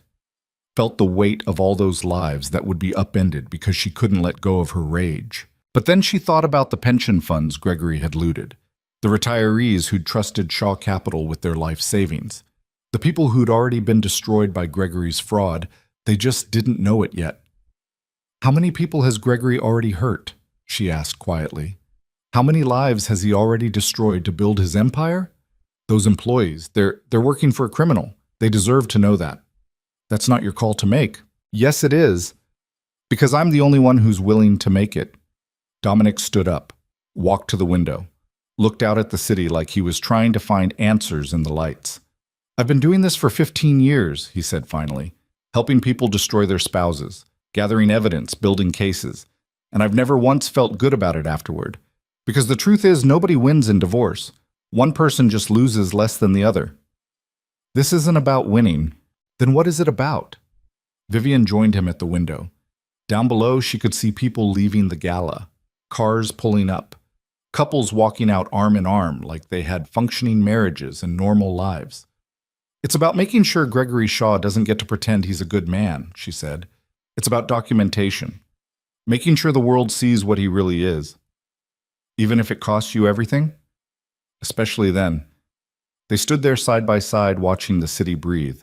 At 1:47 a.m., Dominic's phone buzzed. He checked it. We have it, everything. 5 years of fraudulent transactions. Emails discussing the fraud explicitly. Internal memos about covering tracks. It's enough to put Gregory away for decades. Vivian's heart was racing. What do we do now? Now we package it properly. Make sure it's formatted in a way the SEC can use. Include documentation of chain of custody so they know the evidence is legitimate. How long will that take? 2 hours? Maybe less. And then? And then we drive to the SEC field office and hand-deliver it to the night supervisor. By Monday morning, Gregory Shaw will be under federal investigation. Vivian walked to the sofa and sat down. This was really happening. After 3 weeks of planning and 1 night of complete failure, she was actually going to destroy Gregory Shaw. Are you okay? Dominic asked. I don't know. Ask me in a few days when the shock wears off. Vivian, I need a minute. Just give me a minute. Dominic nodded and stepped into the hallway to make more phone calls. Vivian sat alone in room 12 and tried to feel victorious. But she didn't feel victorious. She felt exhausted, terrified, like she'd just set fire to her entire life and was standing in the middle of the flames wondering if this was freedom or just a different kind of prison. Her phone buzzed. A text from an unknown number. I know what you're planning. We need to talk. Celeste. Vivian stared at the message. Of course Celeste knew. She was with Gregory. She'd probably watched him come back from their hallway confrontation looking furious and demanded to know what happened. Another text. Please. I'm not your enemy. Meet me in the West Garden. 10 minutes. Vivian should ignore it. Should tell Dominic. Should stay up here in room 12 until the evidence was ready and then get as far away from the Whitmore Foundation as possible. But she was so tired of running. She texted back, 5 minutes. And if Gregory's with you, I'm leaving immediately. He's not. I promise. Just me. Vivian stood up, smoothed her dress, checked her reflection in the window. She looked like a woman who'd been crying and fighting and hadn't slept in 36 hours. Perfect. She walked out of room 12 without telling Dominic where she was going. The West Garden was empty except for Celeste. The younger woman was sitting on the edge of the fountain in her champagne dress, mascara streaked down her face, looking about 19 years old and completely shattered. When she saw Vivian, she stood up. "Thank you for coming. You have 3 minutes. Talk." "I'm sorry." Celeste's voice cracked. "For everything. For the affair? For believing Gregory when he said you didn't care anymore. For being so stupid and naive and... I don't need your apology." "Then what do you need?" Vivian walked closer. "I need you to tell me the truth. Did you know about the fraud? About the wire transfers?" "No, I swear, I executed the transactions he told me to execute. I didn't ask questions. I should have asked questions, but I was so desperate to impress him and..." She was crying now. "I'm going to prison, aren't I?" "Probably not. You were a pawn. The SEC will see that. But my career is over." "Yes." Celeste sat back down, put her head in her hands. "I ruined my life for a man who was using me. Welcome to the club." "I don't know what to do. Gregory wants me to lie for him, to say you fabricated everything, that you're having a breakdown. He said if I don't back him up, he'll make sure I take the fall for everything." Vivian felt something cold settle in her chest. "And what did you tell him?" Celeste looked up. Her eyes were red, but there was something hard in them now, something that looked like the first sparks of fury. "I told him to fuck himself." A laugh escaped Vivian before she could stop it. "Really?" "Really. I'm 29 years old. I have an MBA from Columbia. I'm not going to spend the rest of my life covering for a criminal who was planning to throw me under the bus anyway." Celeste stood up again. "So I came to find you, because I want to help." "Help how?" "I have access to Gregory's calendar, his emails, his private files, things that even your investigator probably couldn't get. And I want to give them to you." Vivian stared at her. "Why?" "Because Gregory Shaw destroyed my life in 8 months. I can't imagine what he did to yours in 22 years. And because..." Her voice broke again. "Because you tried to warn me. In this garden. Hours ago. You could have just let me walk into this blind, but you didn't. You tried to save me even though I was sleeping with your husband. I didn't do it for you. I did it because you didn't deserve to be collateral damage." "Same thing." Celeste pulled out her phone. "I'm sending you everything I have. Emails, messages, calendar entries showing he knew exactly what he was doing. It's not as comprehensive as what your investigator probably has, but it might help." Vivian's phone started buzzing as files came through. She opened one at random. It was an email from Gregory to his CFO. "Need the Q3 numbers cleaned before the board meeting. Use the pension fund losses to offset the Zurich gains. Make sure Celeste's credentials are on the authorizations. Plausible deniability if anyone asks questions." "Jesus Christ," Vivian whispered. "There's more," Celeste said. "Dozens of emails like that. He was systematic about it. Careful, but not careful enough." Vivian looked up from her phone. "If you testify against him, if you give this evidence to the SEC, Gregory will destroy you. He'll tell everyone you were the mastermind, that you seduced him and manipulated him and orchestrated everything." "Let him try. I'd rather be destroyed telling the truth than survive as his accomplice." Something passed between them then. Not friendship exactly, but recognition. Two women who'd both been used by the same man and were both finally deciding to fight back. "Thank you," Vivian said. "Don't thank me yet. Gregory's not going to go down quietly. He's going to fight with everything he has, and it's going to get ugly. It's already ugly. It's going to get worse." Celeste walked toward the building entrance. "But at least we'll be fighting him together, instead of letting him pick us off one at a time." She left. Vivian stood alone in the garden looking at the files on her phone and feeling something shift inside her chest. She wasn't alone anymore. Gregory had spent weeks isolating her, making her think she was the only one who could see what he really was. But there were others. Celeste, Dominic, Helen Marsh, all these people who'd looked at Gregory Shaw and seen through the performance to the rot underneath. She went back inside, took the elevator to the 3rd floor, walked into room 12 where Dominic was hunched over his laptop, coordinating with his team. "We have more evidence," she said, showing him her phone. "Celeste Lane just sent me everything she has." Dominic looked up. "Why would she do that?" "Because Gregory tried to set her up to take the fall, and she's smarter than he thought." Dominic scanned through the files. His expression got darker with each one. This is incredible. These emails are explicit. Gregory knew exactly what he was doing. There's no way his lawyers can claim this was an accounting error or a misunderstanding. So we have enough? We have more than enough. We have so much evidence that the SEC is going to have to move immediately. They won't be able to sit on this. Vivian's phone rang. Gregory's name on the screen. She stared at it for 3 rings before answering. What? Where are you? His voice was tight, controlled, dangerous. Why do you care? Because Celeste just quit, walked out of the gala, and now she's not answering her phone. Maybe she's tired of being your scapegoat. Silence, then. What did you say to her? The truth. That you were planning to destroy her if your fraud got discovered. That she was never your protege. She was your insurance policy. You turned her against me. No, Gregory. You did that yourself when you decided to use her. More silence.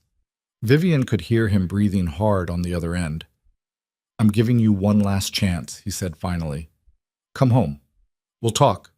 We'll figure this out. I'll even drop the affair accusations if you just... No. Vivian, I said no. You can threaten me. You can release the photographs. You can tell everyone I'm crazy or vindictive or having a breakdown, but I'm not signing your papers and I'm not disappearing quietly. Then you're making a mistake you'll regret for the rest of your life. Maybe, but at least it'll be my mistake, not yours. She paused. Oh, and Gregory, you should probably check your servers. I think you might be missing some files. She hung up, set down her phone, looked at Dominic. How long until the evidence is ready to deliver? He checked his laptop. 20 minutes. My people are doing the final formatting now. And then we can take it to the SEC? Then we can end this. Vivian nodded. Walked to the window one more time. The city was quieter now, the gala winding down. Soon everyone would go home to their normal lives, their functional marriages, their certainty that tomorrow would look basically like today. But not Vivian. Tomorrow, Vivian Shaw's life would be completely different. Gregory Shaw would be under federal investigation. Shaw Capital would be imploding, and Vivian would be the woman who made it happen. Are you ready? Dominic asked quietly. Vivian thought about Gregory's face in the hallway, the way he'd grabbed her arm, the threats, the years of manipulation and gaslighting and making her think she was the problem. She thought about the green Valentino dress that was supposed to be her costume for watching his triumph.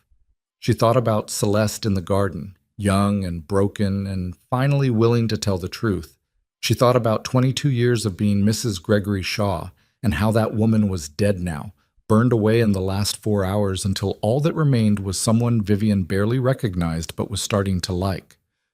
Yes, she said, I'm ready. Dominic's laptop chimed. He checked it. It's done. We have everything packaged and ready. 5 years of fraud documented and verified.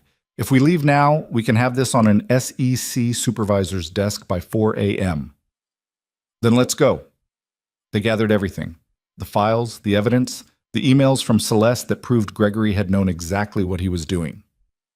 Vivian took one last look around room 12, this anonymous space where she'd spent the last few hours becoming someone new.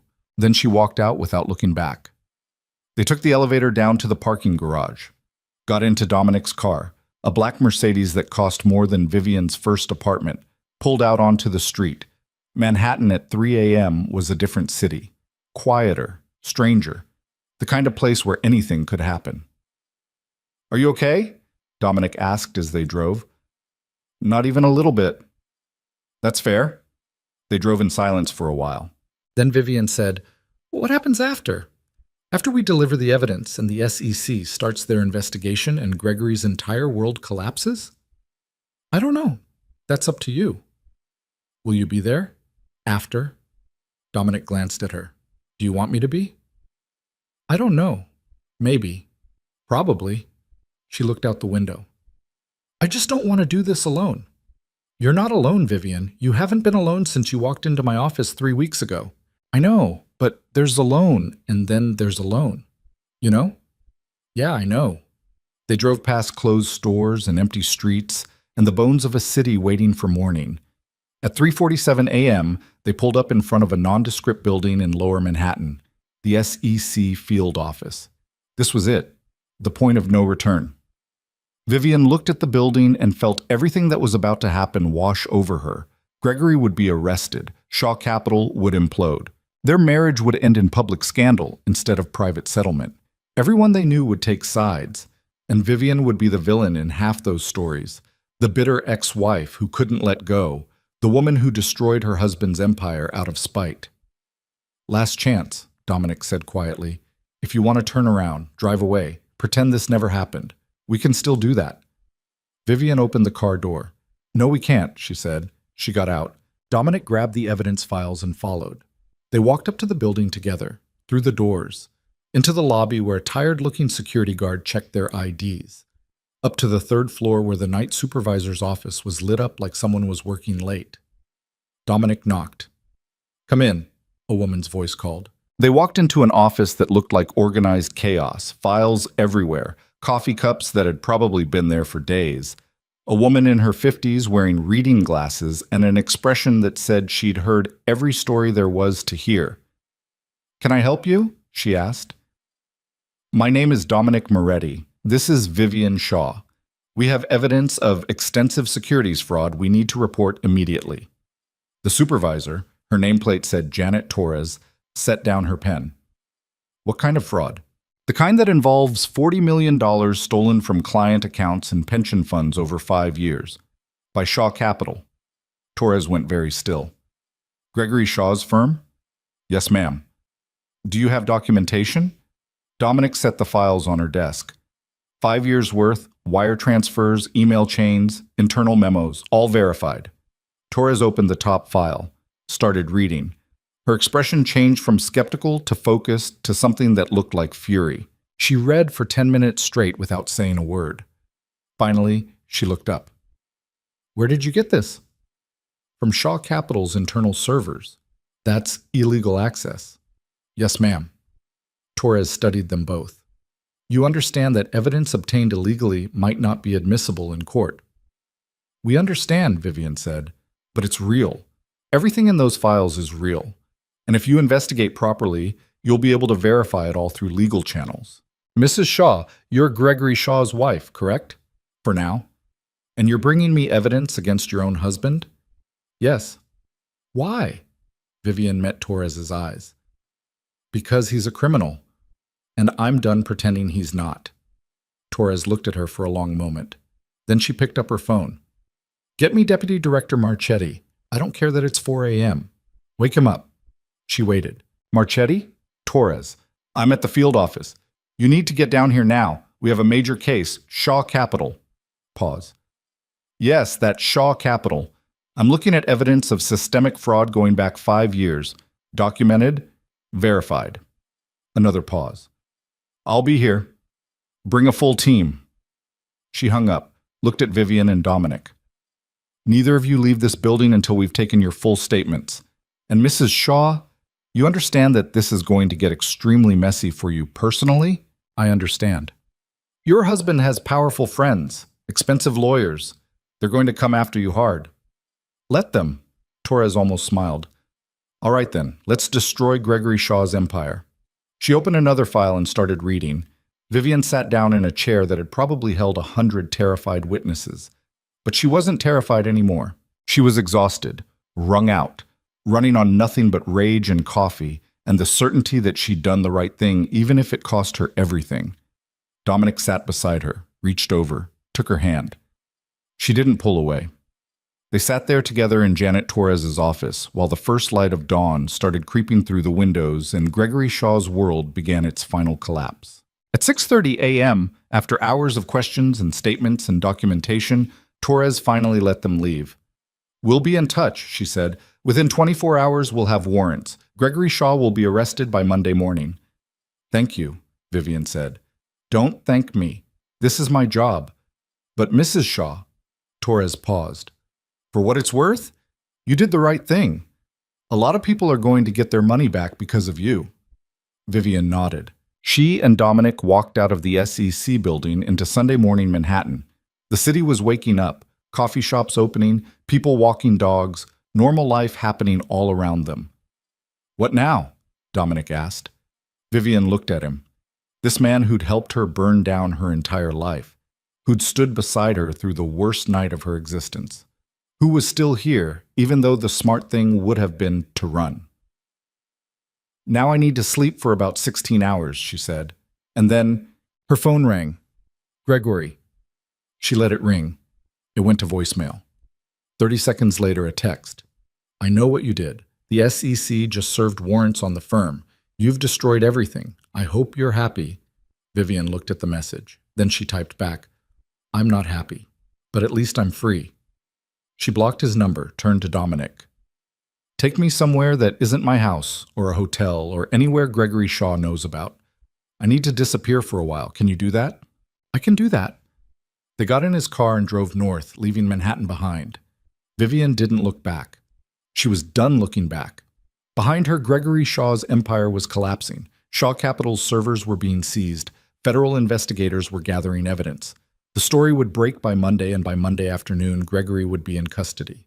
But right now, in this moment, Vivian was free. Exhausted and terrified and completely uncertain about what came next. But free. And for the first time in 22 years, that was enough. Dominic drove them to a house in Westchester that Vivian didn't know existed. It was tucked away on 3 acres of woods, invisible from the road, the kind of place people used when they needed to disappear for a while. "Who owns this?" Vivian asked as they pulled up the gravel driveway. "A friend. He owes me favors and doesn't ask questions." The house was small, well-maintained, anonymous. Inside it smelled like pine and old books. There was a fireplace that probably hadn't been used in months. Furniture that looked comfortable without trying to impress anyone. Vivian stood in the living room and felt the last 4 hours catch up with her all at once. Her legs gave out. Dominic caught her before she hit the floor. "I've got you," he said quietly. "I can't. You need to sleep. Everything else can wait." He guided her to a bedroom upstairs. She sat on the edge of the bed, still wearing the green Valentino that now felt like it weighed 1,000 pounds. "I can't get the zipper," she said. Her hands were shaking too badly. Dominic knelt behind her. His fingers found the zipper and pulled it down slowly. The dress fell away like dead skin. "Do you have something I can wear?" Vivian asked. He disappeared and came back with a t-shirt that was 3 sizes too big. She pulled it on. It smelled like detergent and safety. "Sleep," Dominic said. "I'll be downstairs if you need anything." Vivian lay down on top of the covers and closed her eyes. She thought she wouldn't be able to sleep. Thought her brain would keep replaying the last 24 hours on an endless loop. But exhaustion pulled her under like a wave, and she was gone. She woke up to sunlight streaming through unfamiliar windows and the smell of coffee drifting up from downstairs. For 3 confused seconds, she had no idea where she was. Then it all came back. The gala, the confrontation with Gregory, the SEC office, the evidence that would destroy him completely. She checked her phone. It was 2:30 in the afternoon. She'd slept for almost 8 hours. There were 47 missed calls, 23 from Gregory's lawyer. 15 from numbers she didn't recognize, probably reporters who'd already gotten wind of something. 9 from friends who were suddenly very concerned about her well-being. None from Gregory himself. She scrolled through the voicemails without listening to them. Whatever they had to say could wait.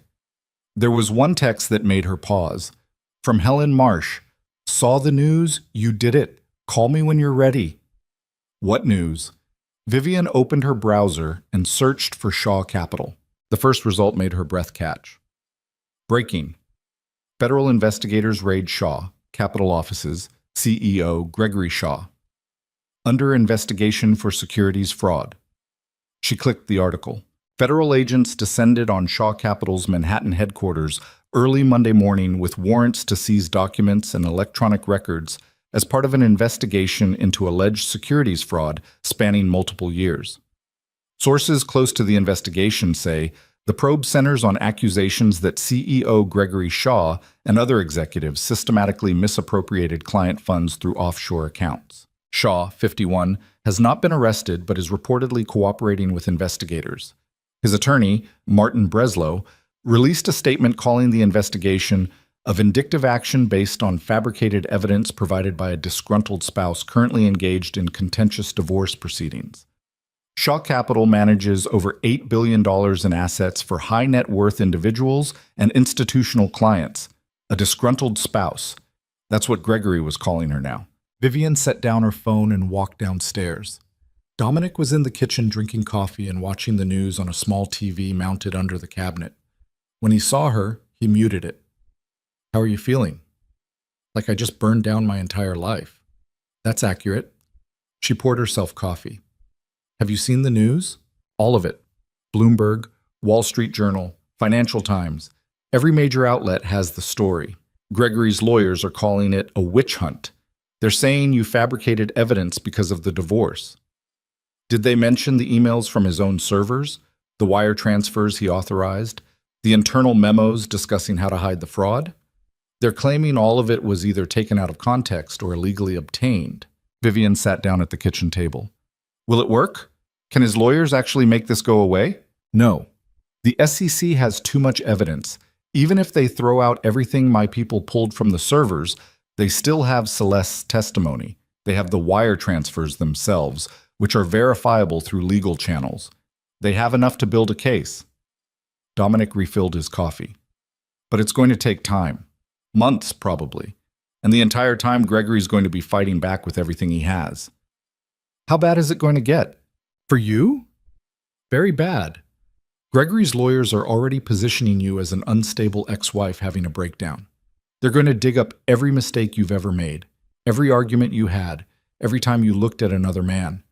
They're going to try to destroy your credibility so thoroughly that by the time this goes to trial, nobody believes anything you say."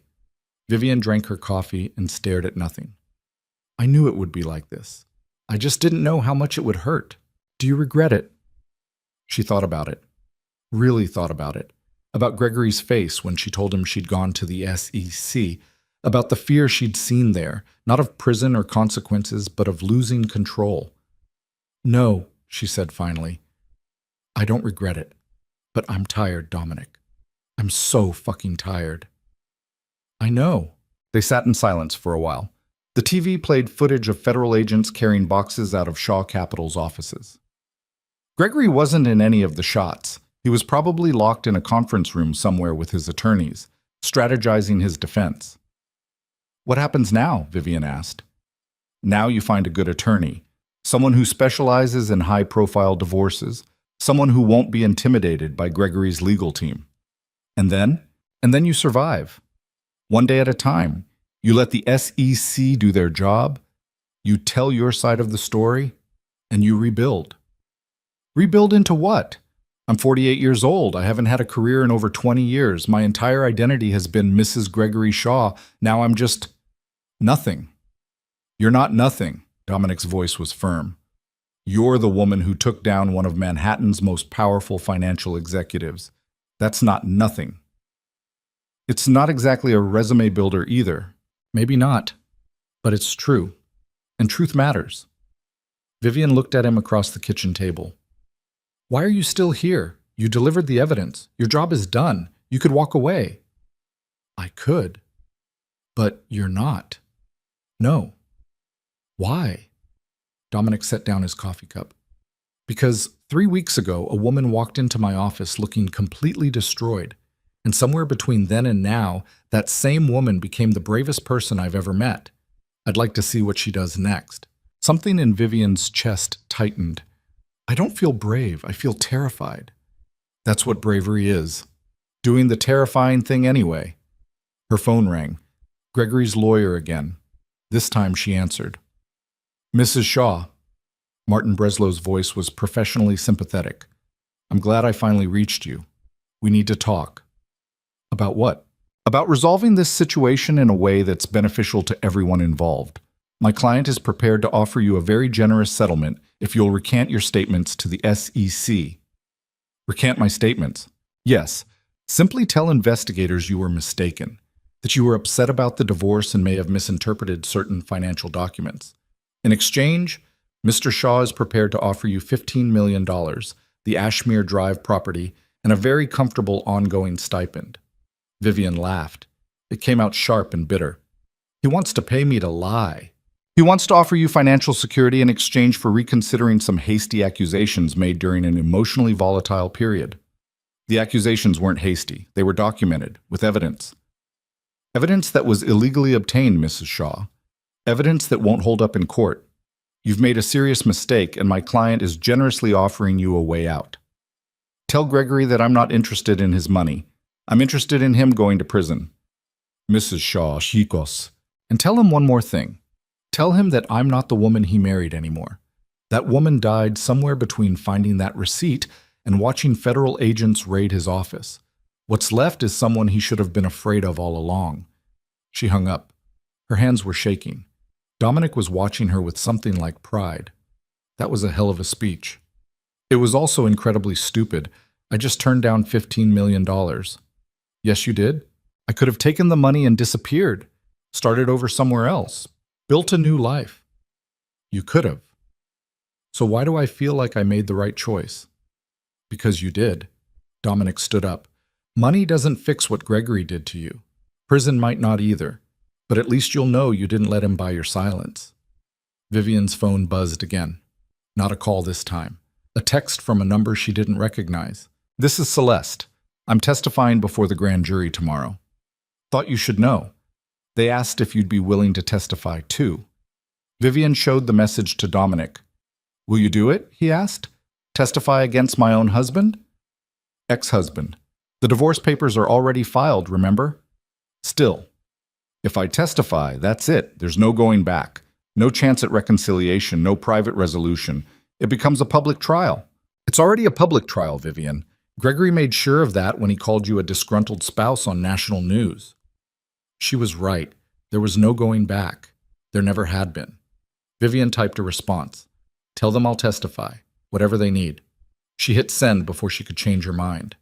The next 3 days were a blur. Vivian met with attorneys, gave depositions, answered the same questions 17 different ways for prosecutors who needed to make absolutely sure her testimony would hold up under cross-examination. Gregory's legal team tried to depose her. She refused.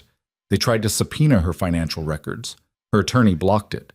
They released a statement claiming Vivian had been having multiple affairs during the marriage. She ignored it. On Thursday morning, she testified before the grand jury for 4 hours. They asked about the wire transfers, about the offshore accounts, about Gregory's relationship with Celeste, and whether he deliberately positioned her to take the fall for his crimes. Vivian answered every question honestly and completely. When it was over, the prosecutor, a sharp-eyed woman named Lisa Chen, told her they had enough to proceed with criminal charges. Mr. Shaw will be indicted within the week, Chen said. Multiple counts of securities fraud, wire fraud, and money laundering. He's looking at 15 to 20 years. 15 to 20 years. Vivian tried to feel victorious and felt nothing instead. Just exhaustion and a strange kind of emptiness where the rage used to be. She left the courthouse through a side entrance to avoid the reporters camped out front. Dominic was waiting in his car. How'd it go? He asked as she got in. They're indicting him. Good. Is it? Because I don't feel good. I feel hollow. That's normal. You just testified against someone you were married to for over 20 years. It would be strange if you felt good about it. They drove back to the Westchester house in silence. That night, Vivian couldn't sleep. She lay in bed staring at the ceiling and thinking about Gregory, about the man he'd been when they met, the ambitious young executive with big dreams and bigger confidence, the man who'd made her believe they were building something together. That man had been real once. Or maybe he hadn't. Maybe she'd just wanted him to be real so badly that she'd convinced herself the performance was authentic. She got up and went downstairs. Dominic was sitting in the living room with a book he wasn't reading. Can't sleep either? She asked. Thinking too much. About what? About what happens after. When the trial's over and Gregory's in prison and the dust settles. What do you do then? Vivian sat down on the couch beside him. I have no idea. Start over somewhere, I guess. Maybe leave New York entirely. Go somewhere nobody knows who I am. You could do that, or what? Dominic set down his book. Or you could stay. Build something new here. Not as Mrs. Gregory Shaw. As yourself. Whoever that turns out to be. I don't know who that is anymore.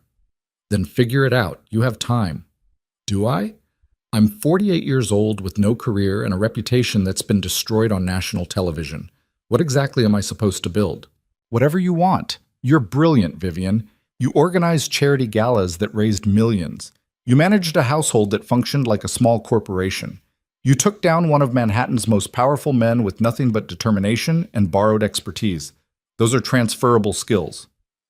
You're saying I should become a professional divorce consultant?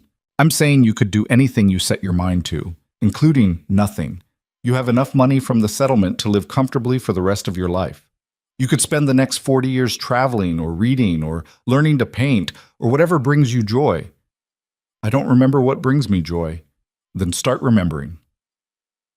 They sat in silence for a while. Finally, Vivian said, "Earlier you said you wanted to see what I do next. Did you mean that?" "Yes. Even if what I do next is messy and confused and takes years to figure out?" "Especially then." Vivian turned to look at him. "I can't promise you anything, Dominic. I can't promise I'll be good company or emotionally stable or anything resembling a functional partner. I'm completely fucked up right now, and I'm probably going to be fucked up for a long time." "I know. And you still want to be here?" "I still want to be here." She kissed him. It wasn't romantic. It was desperate and exhausted and tasted like coffee and survival. When she pulled back, Dominic was smiling slightly. "What?" she asked.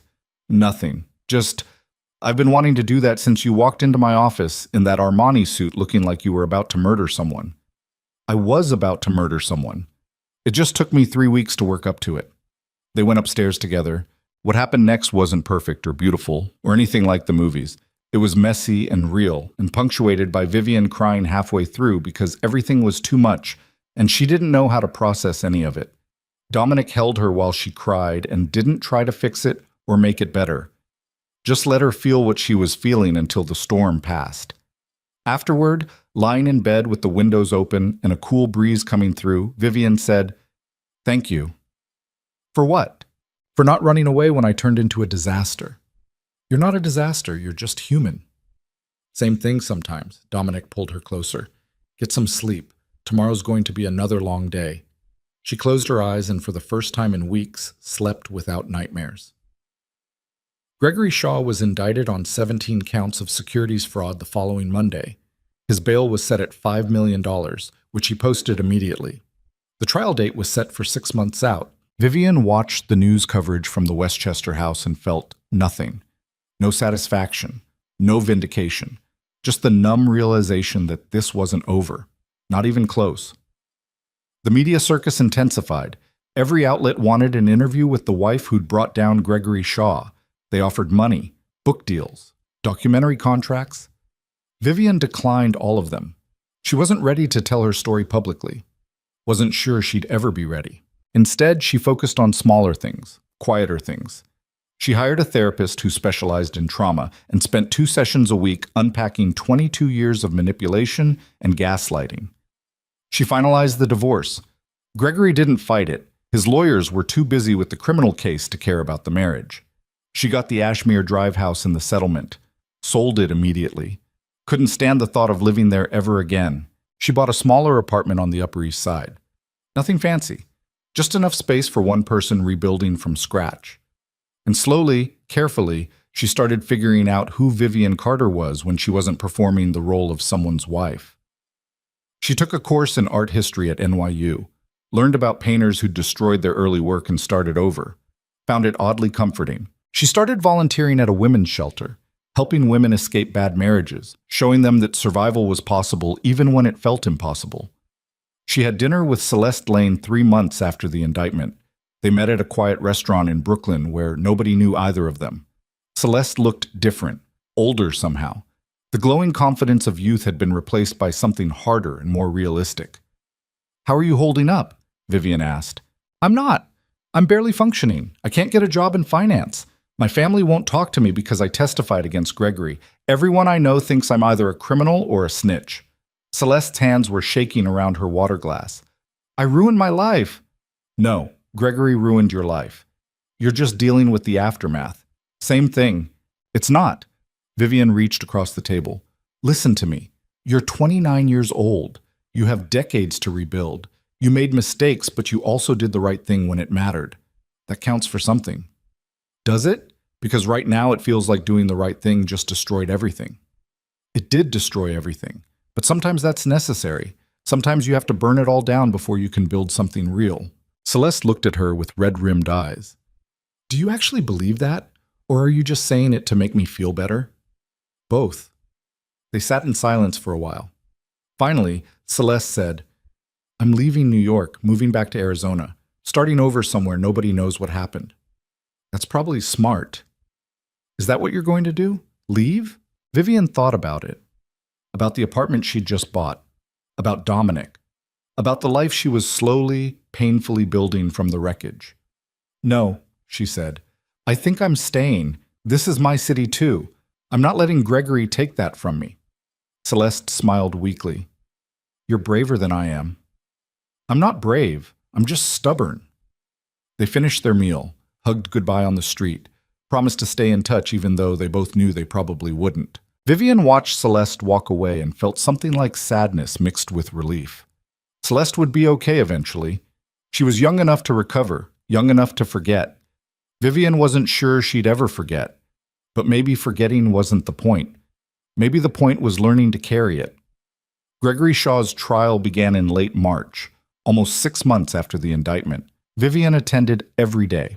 She sat in the back of the courtroom in simple clothes